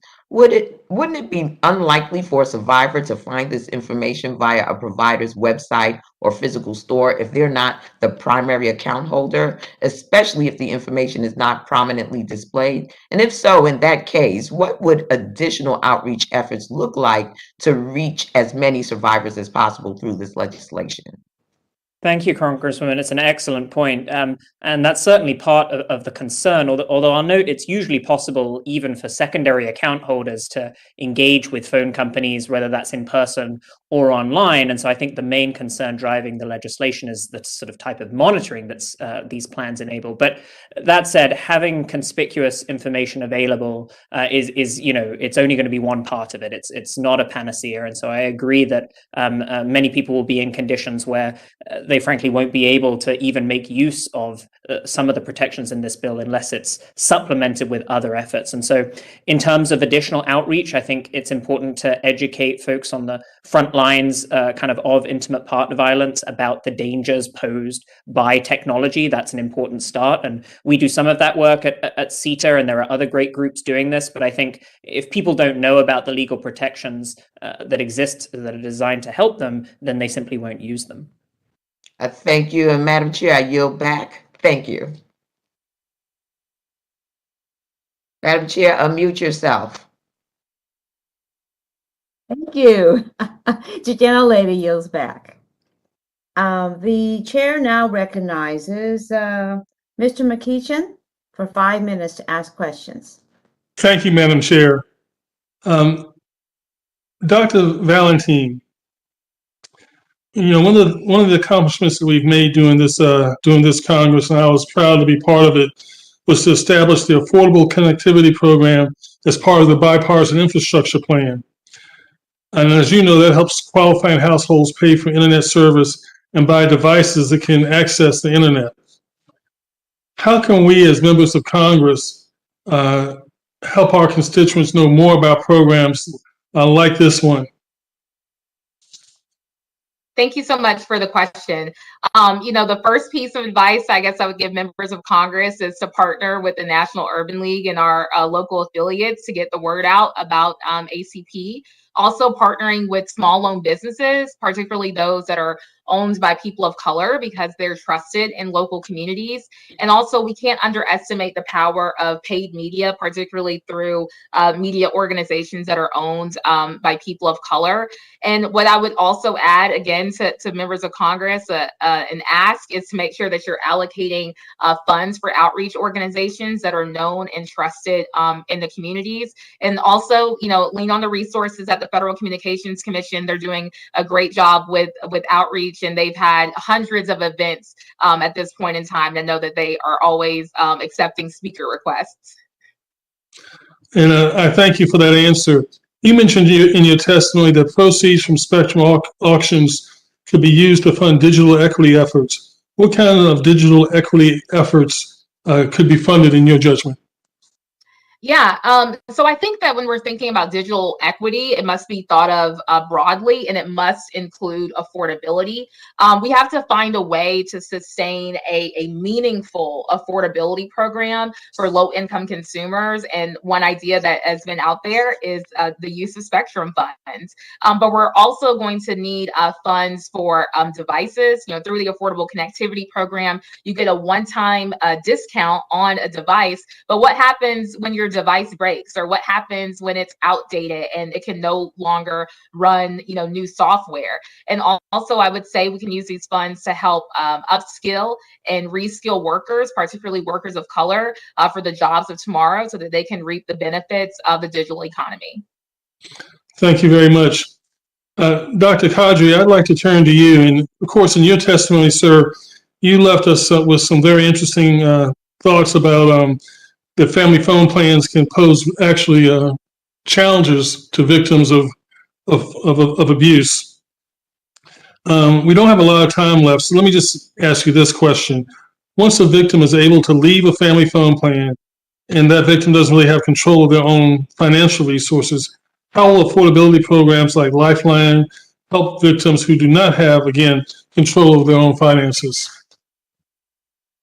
Thank you, Congressman. It's a very important issue as well. You know, as I said in my testimony, victims really rely on communications technologies as a lifeline, right? I think that's why the Lifeline program is called what it is. And so, you know, interpersonal abuse doesn't have this fixed expiration date. There's no neat line in the sand after a victim leaves and the violence, you know, just suddenly ends. And so I think kind of thinking about ways that these programs can help support in a more enduring way is just crucially important, you know, especially now, given our increasing reliance on technology in the wake of the pandemic. This is something that is only going to become more important, I think. Thank you for that. In the very long minute and 6 seconds that we have left, can you sort of summarize some of the ways that family plans are challenging and can pose dangers to victims of abuse? Absolutely. If I may, maybe I'll just use that time to share a very quick story from our work at CETA, which I think is illustrative and brings the point home. You know, we had one client who became concerned that their partner was able to kind of routinely find out where they were and know who they were communicating with. And they were on a family phone plan together. And she eventually tried to leave the phone, the phone plan by calling the phone company. And the company told her that there was another account holder who they needed to contact. And then suddenly, without informing the client, dialed the abuser into a three-way conference line.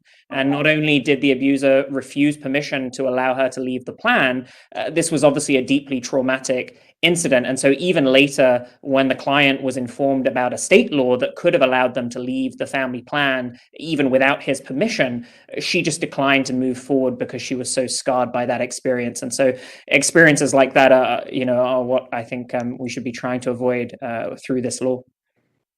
I thank you. I thank the witnesses, and Madam Chair, I yield back. The gentleman yields back, and let me see. The chair now recognizes Ms. Fletcher for 5 minutes to ask questions. Thank you so much, Chairwoman Matsui and Ranking Member Latta, for having this hearing today on strengthening our communications networks. It has been a very important and interesting hearing, and I want to thank all of our witnesses for testifying before us today. As many of our colleagues and our witnesses have noted today, broadband networks and digital technologies are essential parts of our daily lives. At the same time, because these technologies are so connected to our lives, they can also be used as methods of surveillance and control for those in unsafe situations. And like many of my colleagues, I am deeply concerned about what we have seen, especially recently, about the use of technology to track individuals and even the ability for others to buy that data. That issue, some of the app tracking issues that we're talking about so much lately are not really before us in this hearing, but I do think that they are connected to the larger issues of privacy and safety in the legislation that we're discussing today, especially in the Safe Connections Act. And I see Rep. Custer has joined us, who is, of course, the sponsor of that bill, as well as Chairwoman Eshoo. This is a really important bill for supporting survivors of domestic abuse and assisting them in cutting these digital and physical ties with their abusers, as so many of my colleagues have mentioned, as our witnesses have mentioned. Dr. Kadri, is the story that you just shared really illustrates. And I know in my home state of Texas, 40% of women and 35% of men experience intimate partner violence, rape, or stalking in their lifetimes. And as we've heard, this bill will help them disentangle their lives from abusers by allowing them to separate their phone lines without penalties or burdensome requirements as they try to get off of these family plans. So I want to follow up on some of these questions. In particular, Dr. Kadri, you mentioned in your testimony that the National Domestic Violence Hotline saw a 155% increase in digital abuse in a 3-year period, even as rates of other forms of abuse remained fairly constant. So I want to ask a couple of things. Based on your research, are there any explanations or theories that are available as to why that may be the case? And connected to that, do you anticipate that the rise in digital abuse will continue as digital technologies become even more interwoven in our daily lives? Thank you, Congresswoman. Absolutely. I mean, I think, part of it is a story about how we're relying on technology more, but it really does go beyond that. And I think this really gets to your point earlier, that it's the type of technology that we're using that matters. And so many of the digital technologies that are so prevalent these days fundamentally prioritize extracting as much data as possible from us. And this alone can create all sorts of risk, as we see with family phone plans and many other forms of technology that are used to perpetrate abuse nowadays.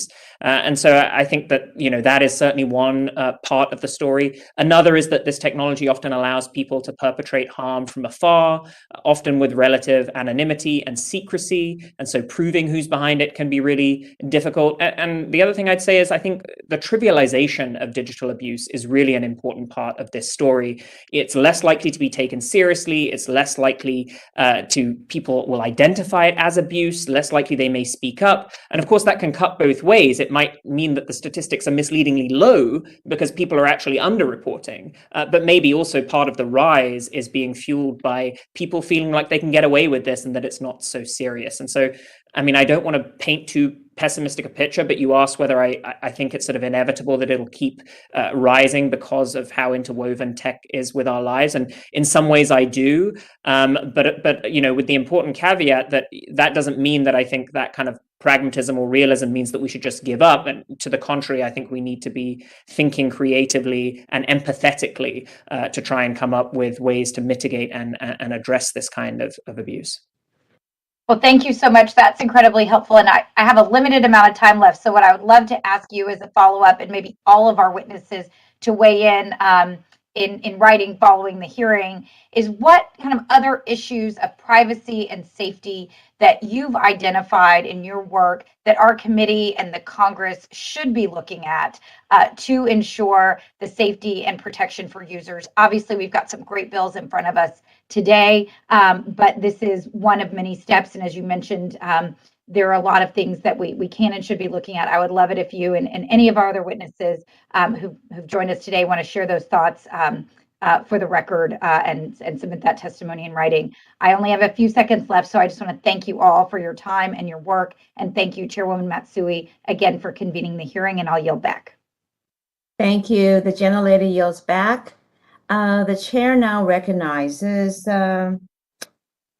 Joyce for 5 minutes to ask questions. Thank you, Chair Matsui and Ranking Member Latta, for allowing me to wave on to today's Communications and Technology Subcommittee hearing. And thank you to all the witnesses for testifying. Spectrum is vital for bridging the digital divide in my district, as well as across the entirety of the United States. Last week, I helped introduce with my colleagues HR 7783, Extending America's Spectrum Auction Leadership Act of 2022, to extend the FCC's General Spectrum Auction Authority by 18 months. By extending the FCC's authority, it allows for more opportunity to help rural Americans seek the connectivity that right now they so desperately need. As we have seen during this pandemic, More and more people are working, learning, and healing from home, and that requires additional broadband support. Congress must continue to show leadership on spectrum policy, and I implore my colleagues for the swift passage of H.R. 77H3. My first question is for you, Ms. Gomez. Assuming auction authority is extended, what additional policy reforms can be made to spectrum auction rules to promote international competitiveness, maximize spectrum use efficiency, and foster the rapid deployment of next generation technologies? Thank you very much for that question. And I certainly agree with you that the spectrum auctions are important to ensure the rapid deployment of services to all areas, including rural areas. In terms of other changes, statutory changes that could be made to advance spectrum management, there are a few things that I would recommend. One is kind of practical. Right now, the FCC and NTIA have fantastic engineers. But it's a very difficult field to hire in because honestly, the private sector keeps stealing all their good engineers and can lure them away with much better benefits and not benefits, much better salaries. So one thing that could be done is to give authority to NTIA and to the FCC to actually hire at higher market rates, similar to what the SEC was able to do back in the 2000s. It's just practical, like I said, but it would help a lot to be able to have those engineering resources on staff to be able to quickly act to conduct the engineering studies. Continuing to support ITS is important as well, and continuing to support research and development to continue both the FCC the U.S. government participation in policy standards bodies, as well as to support industry representation in the engineering standards bodies would also be important. And thank you for that insight. Mr. Gibson, again, assuming that the auction authority is extended, what specific policy reforms would you recommend to promote the competitiveness, the maximizing spectrum use efficiency, and to foster rapid employment? Well, thank you for the question. That's excellent. And in addition to what Ms. Gomez said, one thing I would suggest is promote stronger collaboration between federal and commercial users. Right now, what happens, and actually we've begun down that path a little bit even now. I mentioned, you may have missed this, but I mentioned meetings I've been in to deal with sharing issues in the 3100 to 3450 megahertz band. What seems to be happening is we've moved more toward allowing some collaboration, but I think officializing it and taking advantage. What Ms. Gomez said is absolutely true, and we've seen that across the federal space. Obviously, better compensation for federal experts, but also taking advantage of experts in commercial and collaborating more and trying to provide a collaboration framework that allows collaboration without possible conflicts of interest. That might be threading the needle a little bit complexly, but we think that can be done. It's being done now, just needs to maybe be more officialized. And in my brief time left, Ms. Gomez, do you agree that we in Congress should make it a priority to work on long-term spectrum pipeline bill? Thank you so much for that question. And if I may just add to my prior answer, of course, reforming the CSEA to use the Spectrum Relocation Fund for additional incentives for both federal and commercial users. Second, yes, I do think it's important for Congress to work on a federal spectrum pipeline bill. Thank you, Madam Chair. I see my time is expiring and I yield back. The gentleman yields back. The chair now recognizes Ms. Custer for her 5 minutes to ask questions. Thank you, Madam Chair, and thank you for allowing me to wave on to your subcommittee. I'm grateful for the opportunity. Many Americans have benefited from technological advances, including high-speed broadband, the internet, mobile phones, which many of us take advantage daily. However, we also know, by some accounts, 95% of domestic abuse cases involve technology, and countless others have suffered or perpetrated abuse online. Dr. Kadri, I'm so grateful for your expertise and your experience. In your testimony, you defined digital abuse as people exploiting technology to harm others. specifically involving the use of technology to control, harass, stalk, survey, or threaten someone in a way that invades their privacy or autonomy or harms them emotionally, physically, reputationally, or financially. Can you describe for us how family plans, which you refer to as a snake in the grass, can be a tool of such abuse? Absolutely. Thank you, Congresswoman, and thank you for your leadership on this bill. One source of common information is just the phone bill or other account records, right, which reveal details about a victim's communications and can also provide clues about their location, such as the area codes that they're calling or call patterns that they're making. Some family plans also allow an abuser to kind of listen to a victim's voicemails and sometimes even see their text messages. And so, these kinds of surveillance, this level of surveillance and the type of surveillance just creates this justified, I think, anxiety as much as anything else. And I think that's what's at stake here. Well, thank you for your good work. And I'm proud to have introduced the Safe Connection Act. It's a bipartisan bill with the Health Subcommittee Chair, Representative Anna Eshoo, and Republican Representative Mr. Wahlberg, which provides a clear template for survivors to work with their phone carriers to exit from a family or shared account that they share with their abusers. Again, Dr. Kadri, can you explain how the Safe Connection Act will help these survivors? Certainly. So I think, although a victim could simply abandon their phone, theoretically, and maybe avoid some of the risks that I've talked about during my testimony today, of course, there are many reasons why that might actually do them more harm than good, because phones are so often a lifeline amid abuse. And so even if, then there are the high fees that come associated currently with kind of leaving a family phone plan. And so even if they have the funds to be able to leave, they can still encounter resistance from a phone company that has no legal obligation to honor line separation requests. And so a bill like the Safe Connections Act that would, give them the right to leave safely and quickly would be hugely important. Thank you for that. And I think you may have addressed this question, but I'll just ask it quickly. Survivors of digital abuse with limited resources and income are often unaware that they may qualify for participation in federal programs that provide a discount on phone and broadband services, such as the Lifeline and affordable connectivity programs. But the Safe Connection Act requires the FCC to adopt rules to allow survivors facing financial hardship to enroll in one of these programs as quickly as possible, whether or not they otherwise meet the qualifications of the programs, so they can receive a discount off of service for a short period of time while they're getting back up on their feet. Why, again, Dr. Kadri, is it important to ensure that these abuse survivors are able to maintain consistent communication services after they're allowed to separate from the shared account with their abuser? Absolutely. Happy to reiterate on this point because it is so important, I think. And it's just that people remain in deeply precarious positions long after they attempt to leave a relationship in one form or another.